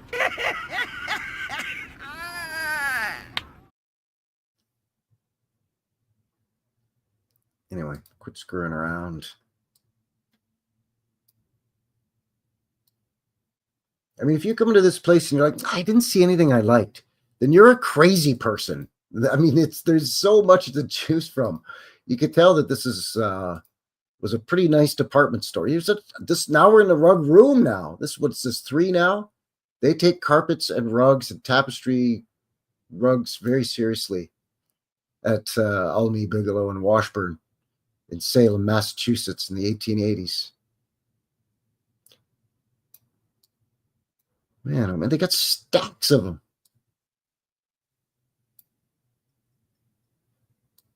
And it's not like they have stacks of like 3 of them. No, they've got stacks of, well, this is the 3rd room, so I'm going to say hundreds of different carpet and rug choices.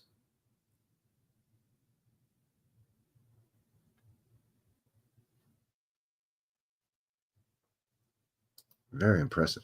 Now, if we see one more carpet or rug room, I'm going to lose my marbles here. Are you kidding? Brussels carpet hall? Are you kidding me right now? You guys have officially made me lose my marbles! Even more. Triple stacked in here. What do you think, honey? I didn't like any of it. I'm taking you to the asylum now. All we have to do is choose our new rug for our new home that we're having built in Salem. We just have to decide on one rug in the front parlor. The rest we're just going to leave at the hardwood. I didn't like any of it. Asylum time. That's why there's so many asylums back then.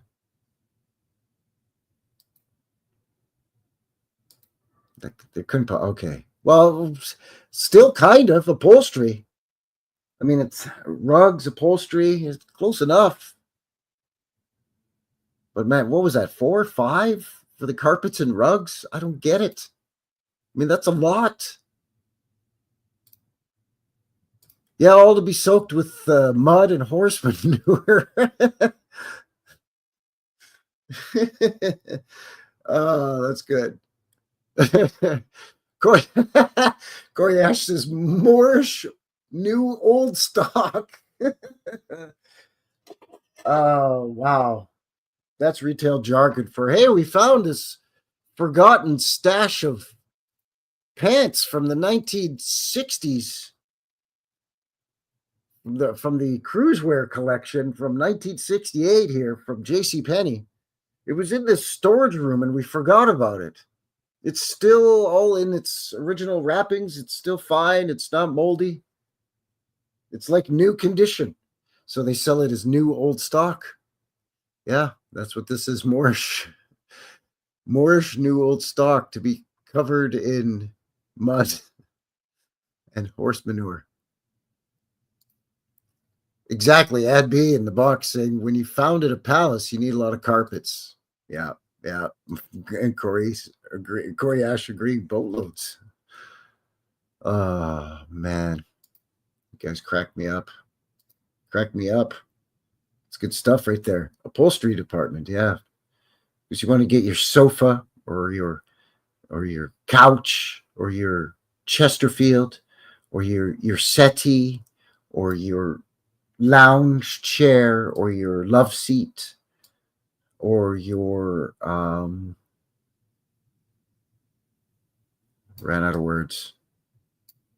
You know, your tuffet. Not really. It's not a thing. Your day bed. Look at this. Even above here, this border, I'm guessing, is wallpaper. It's pretty nice. Some kind of crane or something. Some kind of design all along there. It's pretty nice. Okay, so this place at least has more than one chair propped up in the side. What's this? Is that a waste paper basket? Is that a trash bin? Is that a rubbish bin? It's pretty fancy if it is. What the hell are these things?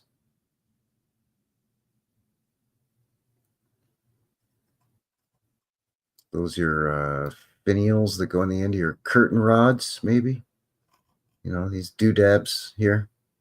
Keep your curtains from falling off. I don't know. We're only about halfway through these.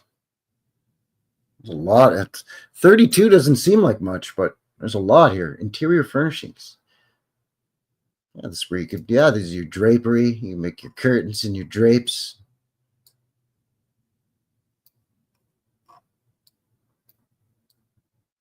So a lot of choices, a lot of patterns, a lot of colors. It's pretty intricate. It's nice.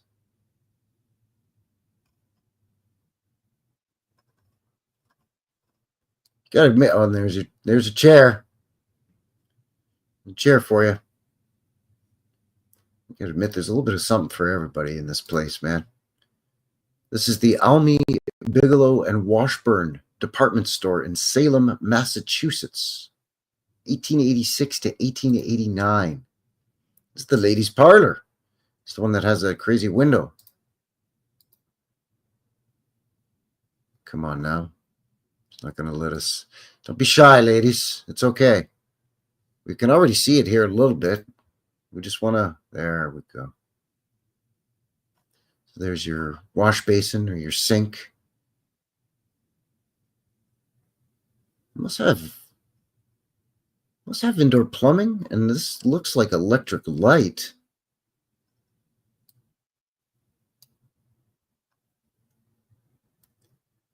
So I don't know. Is the ladies' parlor? That's fancy talk for the ladies' washroom, the bathroom, the toilet. Now, if this is this looks like a sink in the marble countertop here. Now remember, this is 1886 to 1889, which would lead me to believe that this has plumbing. Otherwise, it would be a bowl, and you'd have a pitcher of water, and it would be a wash basin. You can wash your hands and your face by pouring some water from the jug, if you will, or the pitcher of water into the empty bowl, and you wash your face and your hands.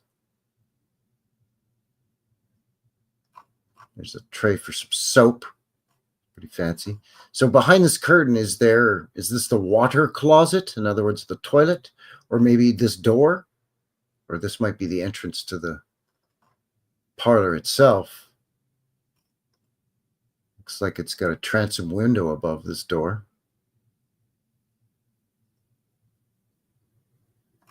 It looks like it has a glass. Is this glass in here?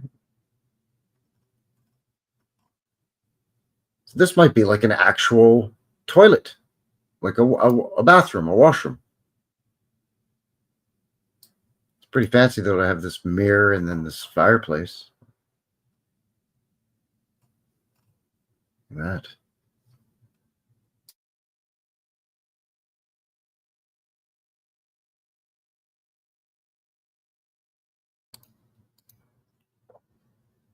the heck is going on here? Alrighty.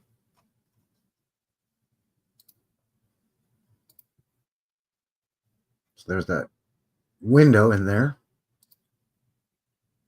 Ladies outside garments. Excuse me. Yes, you get your cape or your cloak. Some nice fur trim. There's some. Is that beaver? It might be beaver. This looks like it's got some fur on it back here as well. A lot of the displays aren't much different. You know, 140-ish years ago than they are now, where you have what we call the bust form. They came in male and female. One had a bosom and one didn't. And then one had a smaller waist than the other. And then, you know, this is mounted on like a little metal rod on a base. And, you know, whatever item was on this table, let's say, you would put it on this bust form so people could see what it looked like. Yeah, that looks pretty good, honey. Why don't you go try that on? Some cape with some trim on it on a bust form. There's some more bust forms up here. Coats.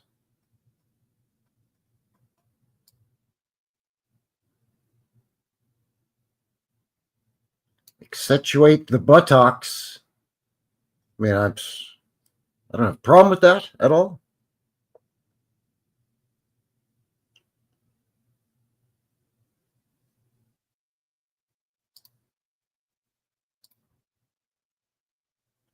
Custom millinery. Okay, there we go. It was right the whole time.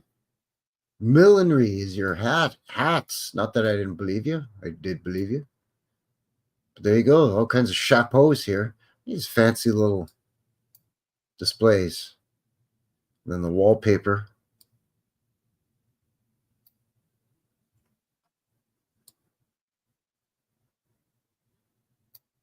Doesn't look like, what's this? Books? Are these books here? Like books. Yeah, quite nice. Very fancy.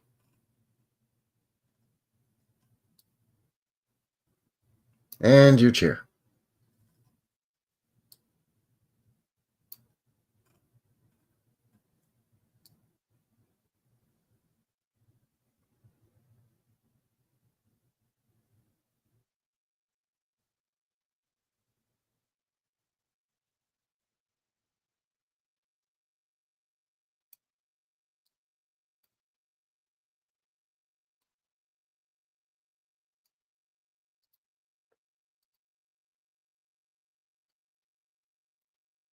Oh, bespoke time. Made to measure. Custom tailoring department.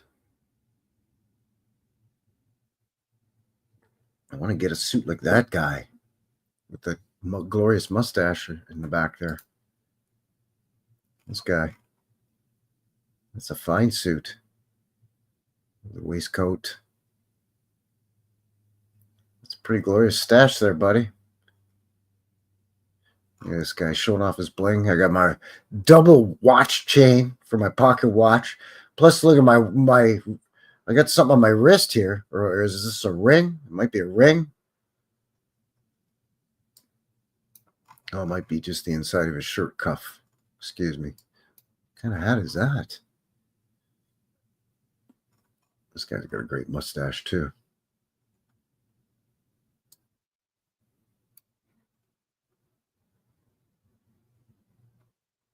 Cutting some fabric. Yeah, that's pretty fantastic.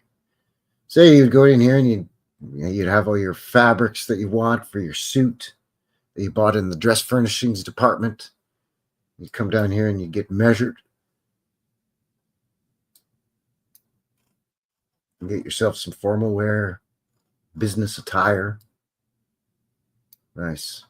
Fancy.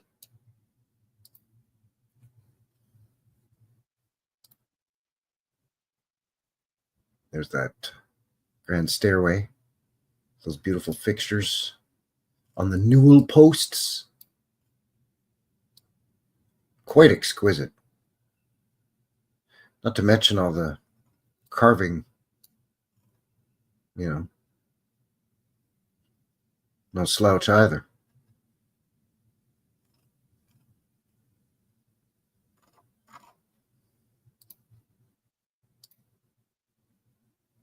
Gents furnishings goods. Your cravats, your ascots, your neckties, your pocket squares,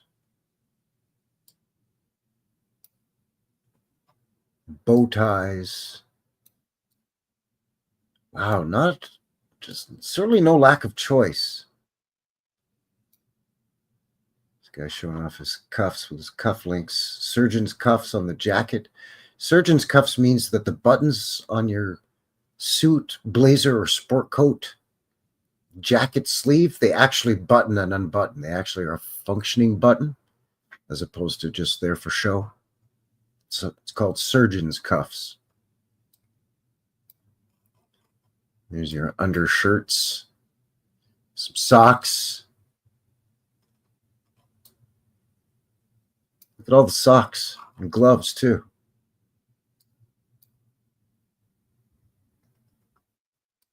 And then there's this weird contraption again.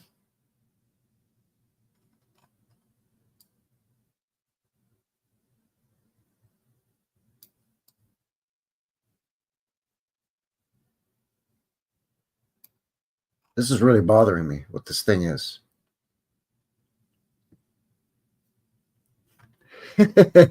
Jackie says, that guy looks bored.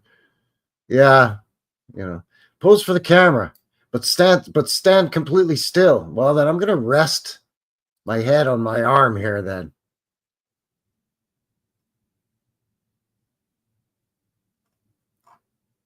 But yeah, there's a lot of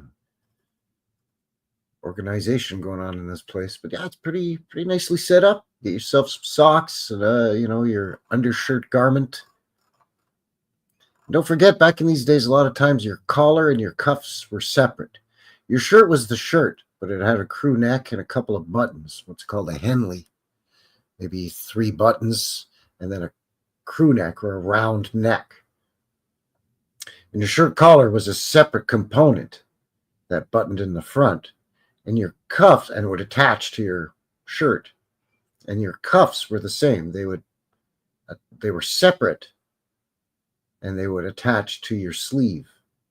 And this is so that they would get grimy and dingy after a few wearings, and you could unbutton them and have them removed and sent to the cleaners to have them cleaned and pressed and starched. And then you could wash the shirt yourself at home, just in a wash tub.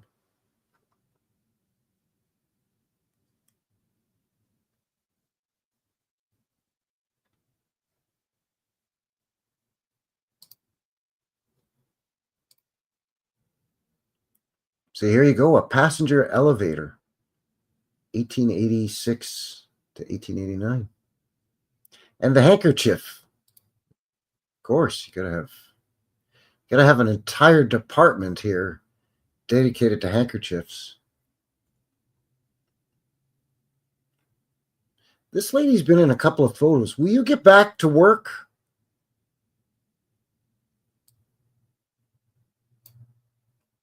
Oh, this is still part of the men's dress furnishings counter with the shirts and socks and ties and cravats and whatnot.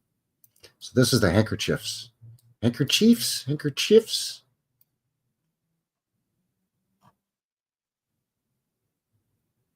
Everything. Polka dots, checks, squares, floral designs, border designs, plain ones. Probably have them embroidered with your initials. I got some from my granddaddy. White handkerchiefs that have his initials in them.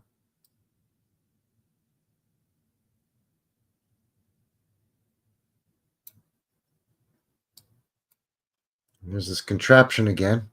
And the elevators are here. There's the guy that works the elevator, I'm guessing.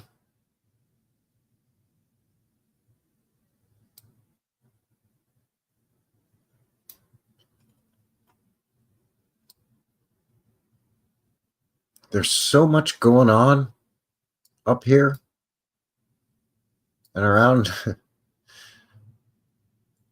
Like just the different light, like this is a separate light fixture here coming down. You can see this portion. It goes up to this box. It's got this rod, and then these two rods here that connect into the ceiling. And then there's this light fixture that comes down here to this orb with 4 arms coming out, and then they have these on them. There's the bottom of one of these. But then you have this crazy, I'm going to call it a track, because it's a track, man.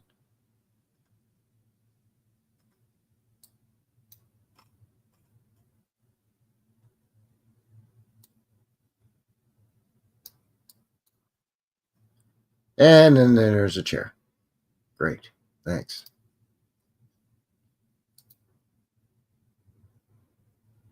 Black dress goods department. So this is your formal attire.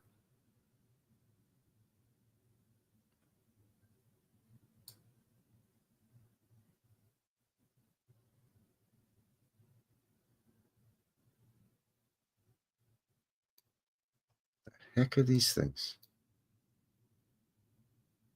Oh, it's embroidered fabric that they just have kind of flipped up on display. Okay.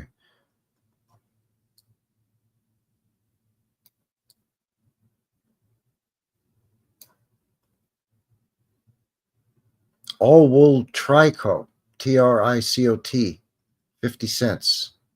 I'm guessing 50 cents a yard.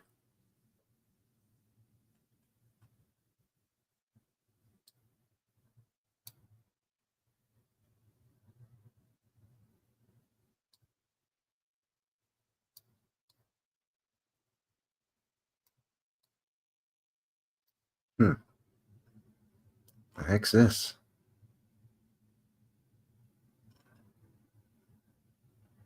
Fire extinguisher, maybe? You pump it up to build pressure and then it's filled with water, maybe? I don't know. There's this crazy track again.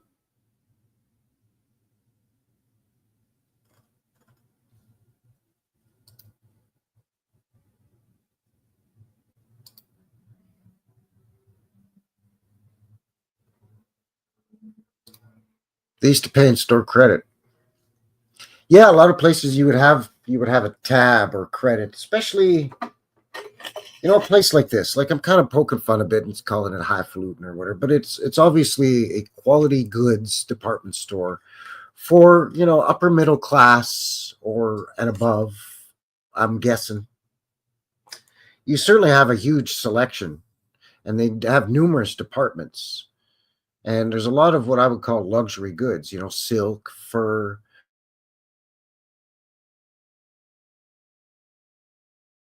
There's,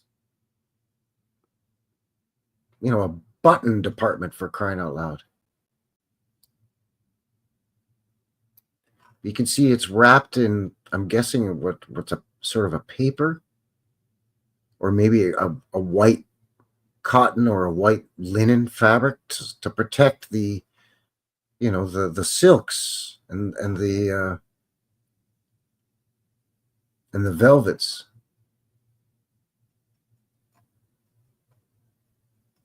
So yeah, because there's silk and velvet and all of that, it's definitely more of a higher end store, which would mean that the clientele would be, doctors, lawyers, bankers, landowners, other business owners.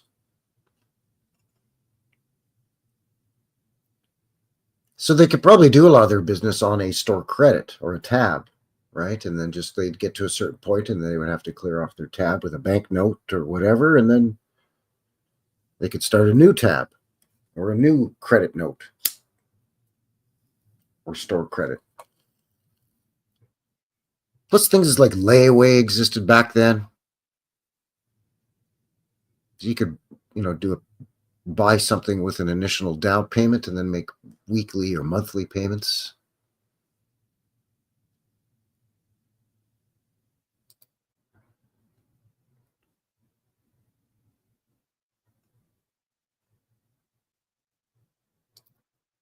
Morgan's here. Isabella Live 2.0. Good to see you. Good to see you. Oh, don't even worry about that there, bud. Don't you even worry. Good to see you. So yeah, look at all these printed silks here. Maybe you could get yourself a silk vest or silk waistcoat. Custom made. You buy some of this silk. How many yards do I need to make a waistcoat? Oh, you need 2.5 yards. All right. Velvet here. This is the department where all the fabric shimmers. It's the silk. I almost said sick. It is sick, bud. It's freaking sick. This is the silk and velvet department. These guys should be wearing sunglasses, man. Look at this dapper dude. I'm just going to do up just my top button so I can still show off my pocket watch chain. This guy's even wearing a pocket square or a puff. Puff means different things in different countries, I know. But here in Canada land, we call this a pocket square or a pocket puff.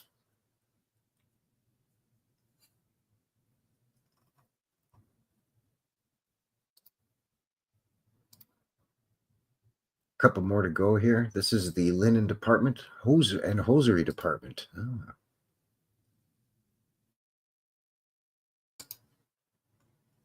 So here's linen here.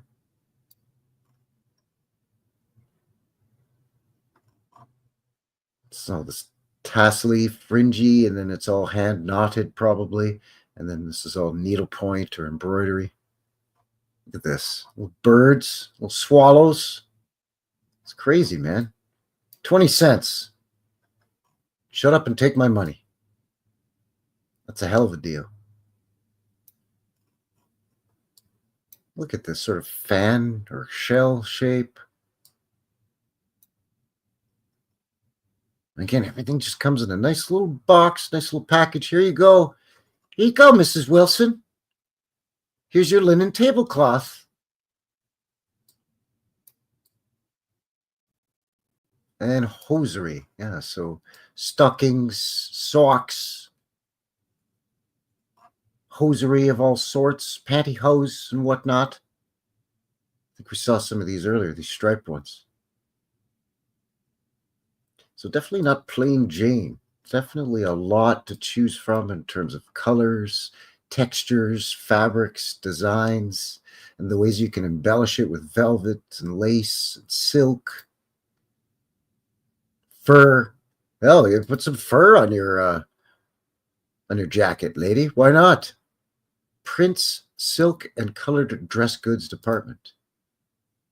Yes, we looked at these individually before, but this is kind of an overview shot. There's this printed silks, colored dress goods.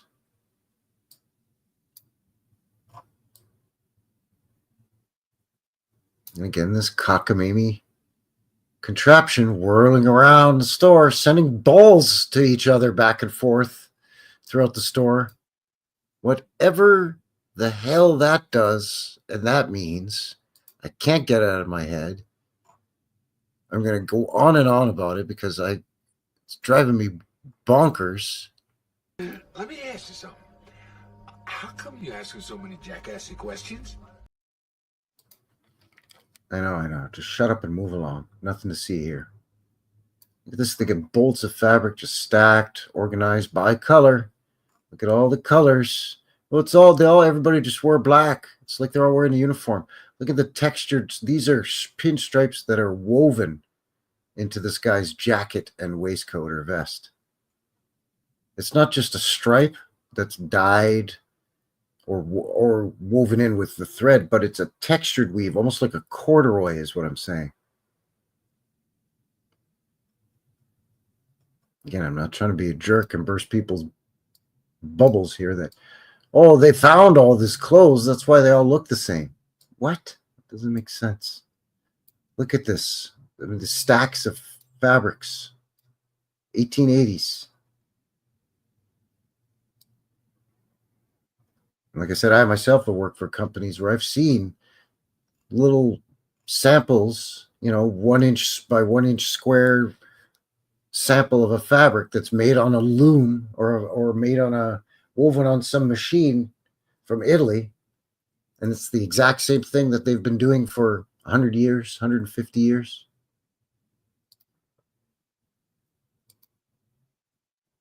I mean, it's made out of wool. So, I mean, wool's not really going to change much.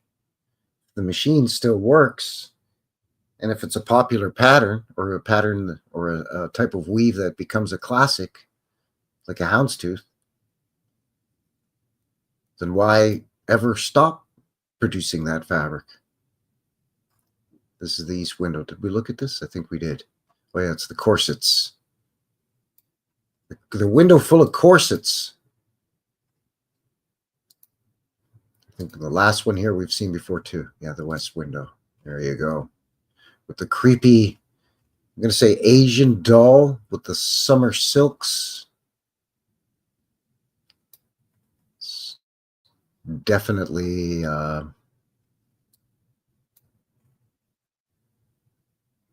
dodgy. Just notice this door here too, by the way. Look at this.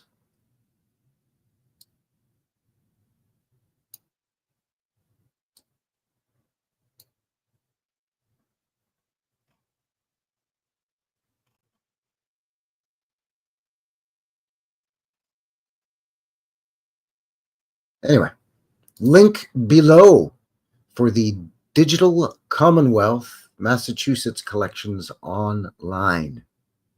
And this was the Peabody collection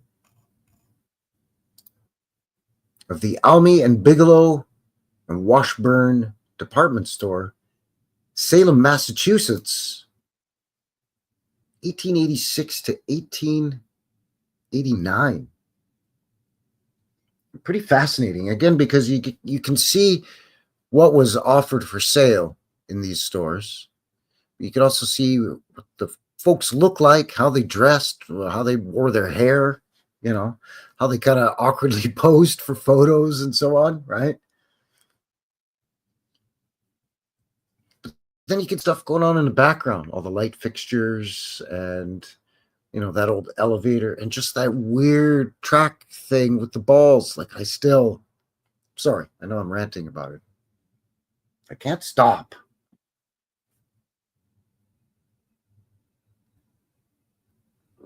Sorry, I'm having a sip of my water. So what'd you think of that?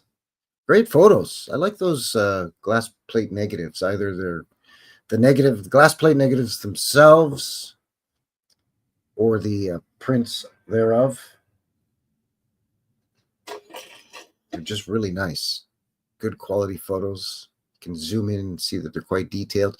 Even when somebody wasn't standing still and they're all jiggly and twitchy.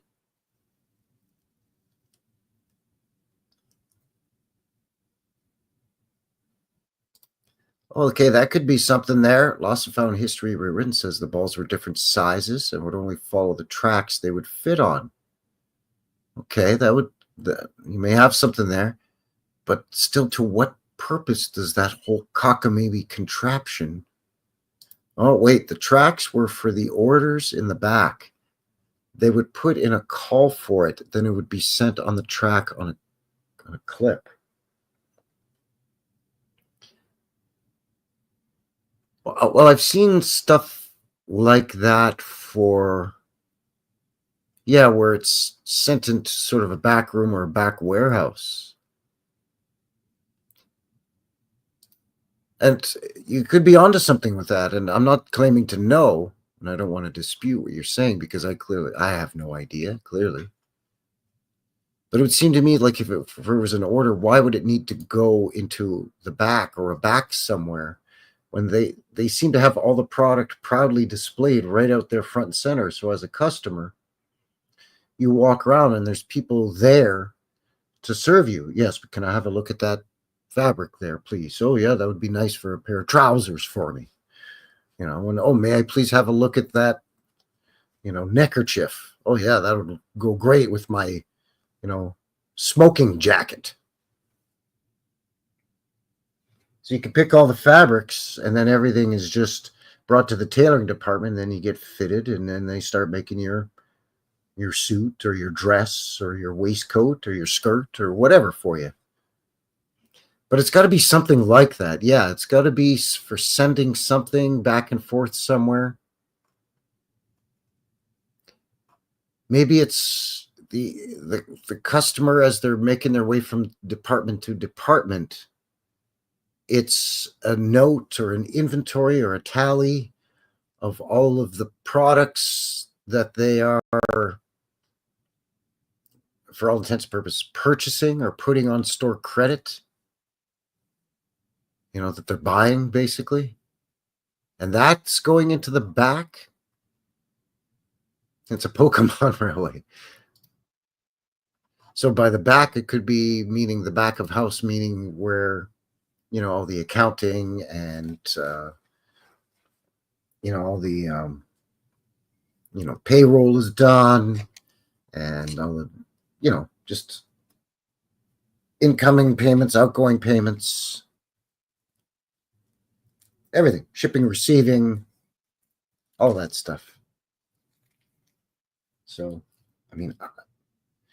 that's the best answer I could figure so far, because I don't know. It looks like it goes definitely through every department, and it definitely kind of swings around at different heights or different levels, at least 3 that I could see.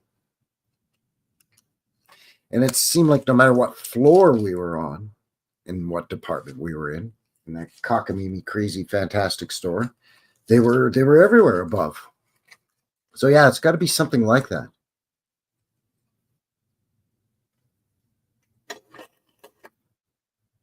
I don't know. If you're watching this after the fact, please let me know if you have any idea of what that is. The balls come from the department and go to the cashier, so the cashier can charge somebody for something that is too big to carry around the store.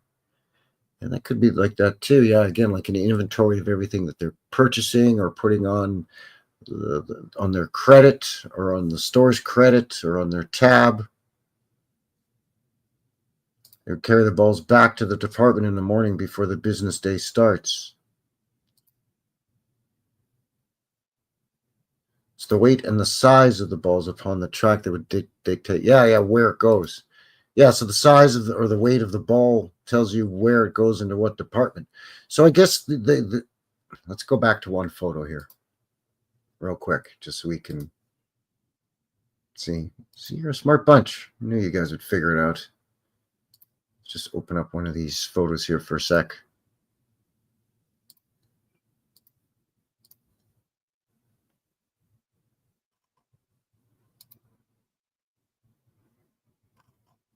All right. So this guy, let's call him Timmy. Timmy can scoot on over here, grab this thing, pull it down, put the ball in it, release that thing, and the ball travels up, blink, goes into this track, and then it travels. Gravity, obviously, it's not level. You can see it's going down. So this ball now travels, swings around, and corkscrews its way, makes its way around to, let's say, the cashier or the accounts receivable, accounts payable, accounting department, where payments are made, where your order is being processed.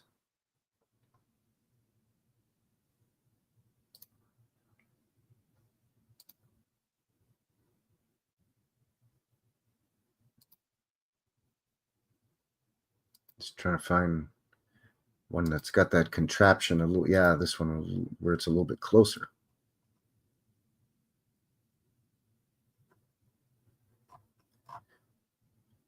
But this one looks like, is this just stuck? Like Sheila's got to just grab something and give it a whack to get it rolling, maybe? I don't know. But yeah, you pull this down and you put the ball in it, and then it makes its way along.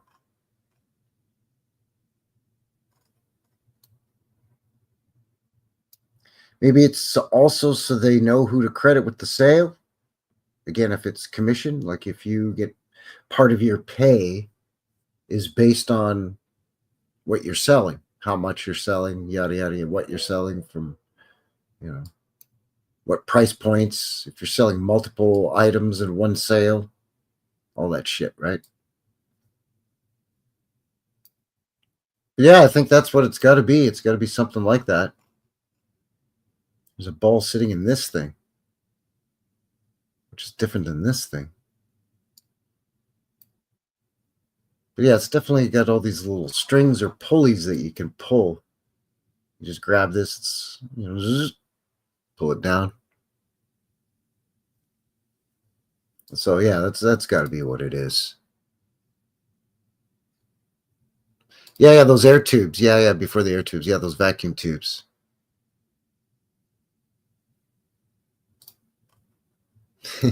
Digital archaeology over on the Bumble saying it's like a Flintstones contraption. Yeah, kind of. Kind of. Yeah.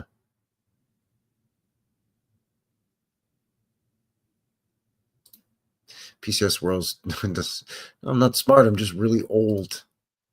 That, you know what they call that? When you're smart and you're kind of long in the tooth, a guy's a little aged.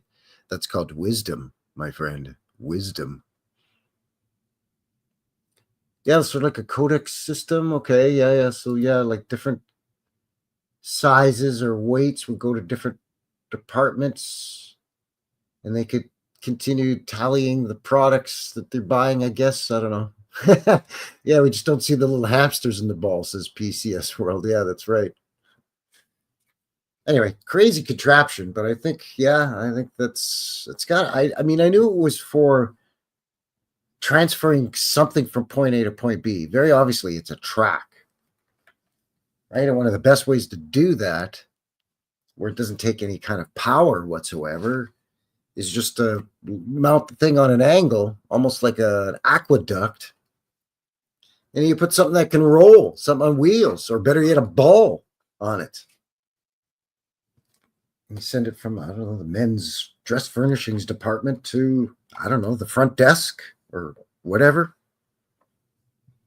I was going to say the cash desk, but I guess there would be a cash out at some point in at this time period. It's not that long ago, 1887-ish, let's say, 1888. You know, it's not like 1688. I mean, they had cash registers and everything by this time already, for quite a while already at this point. So yeah. So yeah, what did you think? I thought that was very interesting. And that was a subscriber. That was George Prokopenko that sent me that link for that digital commonwealth.org for Massachusetts Online archive there. So thanks again to our buddy George, friend of the channel. And again, links below for that and for that little bit of the blurb on the store itself. And again, links below for guys' location map. Also, BitChute, my social media on MeWe, guys' emails down there, and once again, the link for Bumble. So thanks to everybody on Bumble and the HootTubes for joining me here tonight. Before I'm getting ready to wind it down here, but before I go, a couple of little videos here, that I thought we'd always like to kind of goof around here and have a little bit of fun and leave with a few laughs if we haven't had already enough laughs from all the shenanigans going on. You know what I mean? All right, we're having a good time. Let's see what we got here. A couple of videos. This first one is well, you'll see. It's pretty good. Reviews. What is this? I'm gonna play it. Yeah, what's he doing? He's just taking sparks to the face. Keep running it back. My dude. That's not good. It's not safe. So what do we got here? Doesn't look good. Definitely not good. This thing's gonna collapse. Yep. Run for your life. Yeah, Dad. Run for your life. Dad didn't do smart right there. That wasn't good. Holy cow. This is looking interesting from the beginning. Let's start it. Holy smokes. Talk about efficiency. Get that guy in the 40-meter dash. Let's play it again. Holy cow. That's not good, though. It's not safe. Where's those things launching, bud? What is this all about? Nice little drum kit here. That guy knows how to unload plywood. Oh, my gosh. That's very dangerous, but I mean, if he was a pyrotechnic, I mean, that's kind of cool looking, to be honest. This is what we got here. Oh my gosh, just open feeting it in the restaurant right now. Love how he puts that open feet in it. Open feet. Man, the grease will burn your feet, not to mention. And then it just cuts off. Not to mention, yeah, it's just not sanitary. It's just not sanitary, in my opinion. What else do we have here? Oh yeah, I found this one. This is pretty good. This goes along quite well with the vintage footage videos that we like here on the channel, you know, where I, you know, put it to some good rockin' tunes and, you know, you get the old smoke 'em if you got 'em. Have you been smoking any pot today? No. Well, you've been stopped here for 15 minutes. Can you tell me why that is? We're waiting for the stop sign to turn green. How high are you? How are you? No, I said, how high are you? Hi, how are you? How are you? This guy was so friendly, eh? Okay, I am going to have to conduct a pot sobriety test. Oh, man, I'm too high for that. Blow into this? Hey, is that a breathalyzer? No.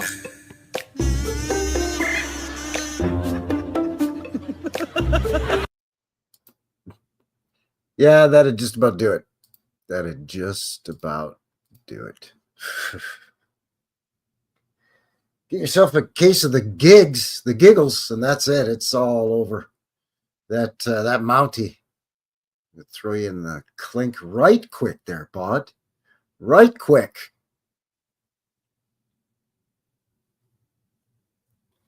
Anyway, there you go. I think that's going to do it here for tonight. So thank you, everybody, once again for joining me and winding down your weekend here with yours truly on this Sunday Fun Day.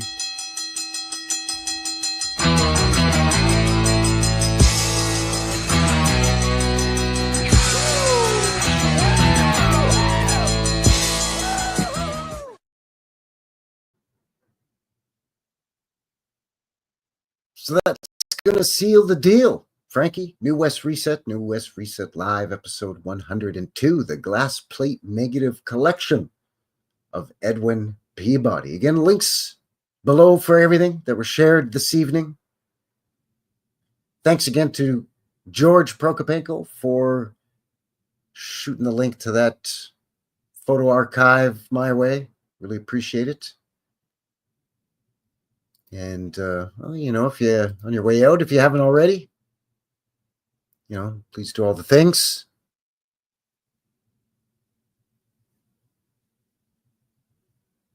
Stuff coming up. Knuckleheads coming up Tuesday, the 28th. I'm pretty sure. We don't quite have it chiseled in stone yet. Dink, dink, dink. It's kind of scribbled in pencil on a napkin that I got from my local tavern. Just hammering out the details. But that's coming up. So keep your ocular sphericals locked onto the channel and hit the notifications that you won't get. And yeah,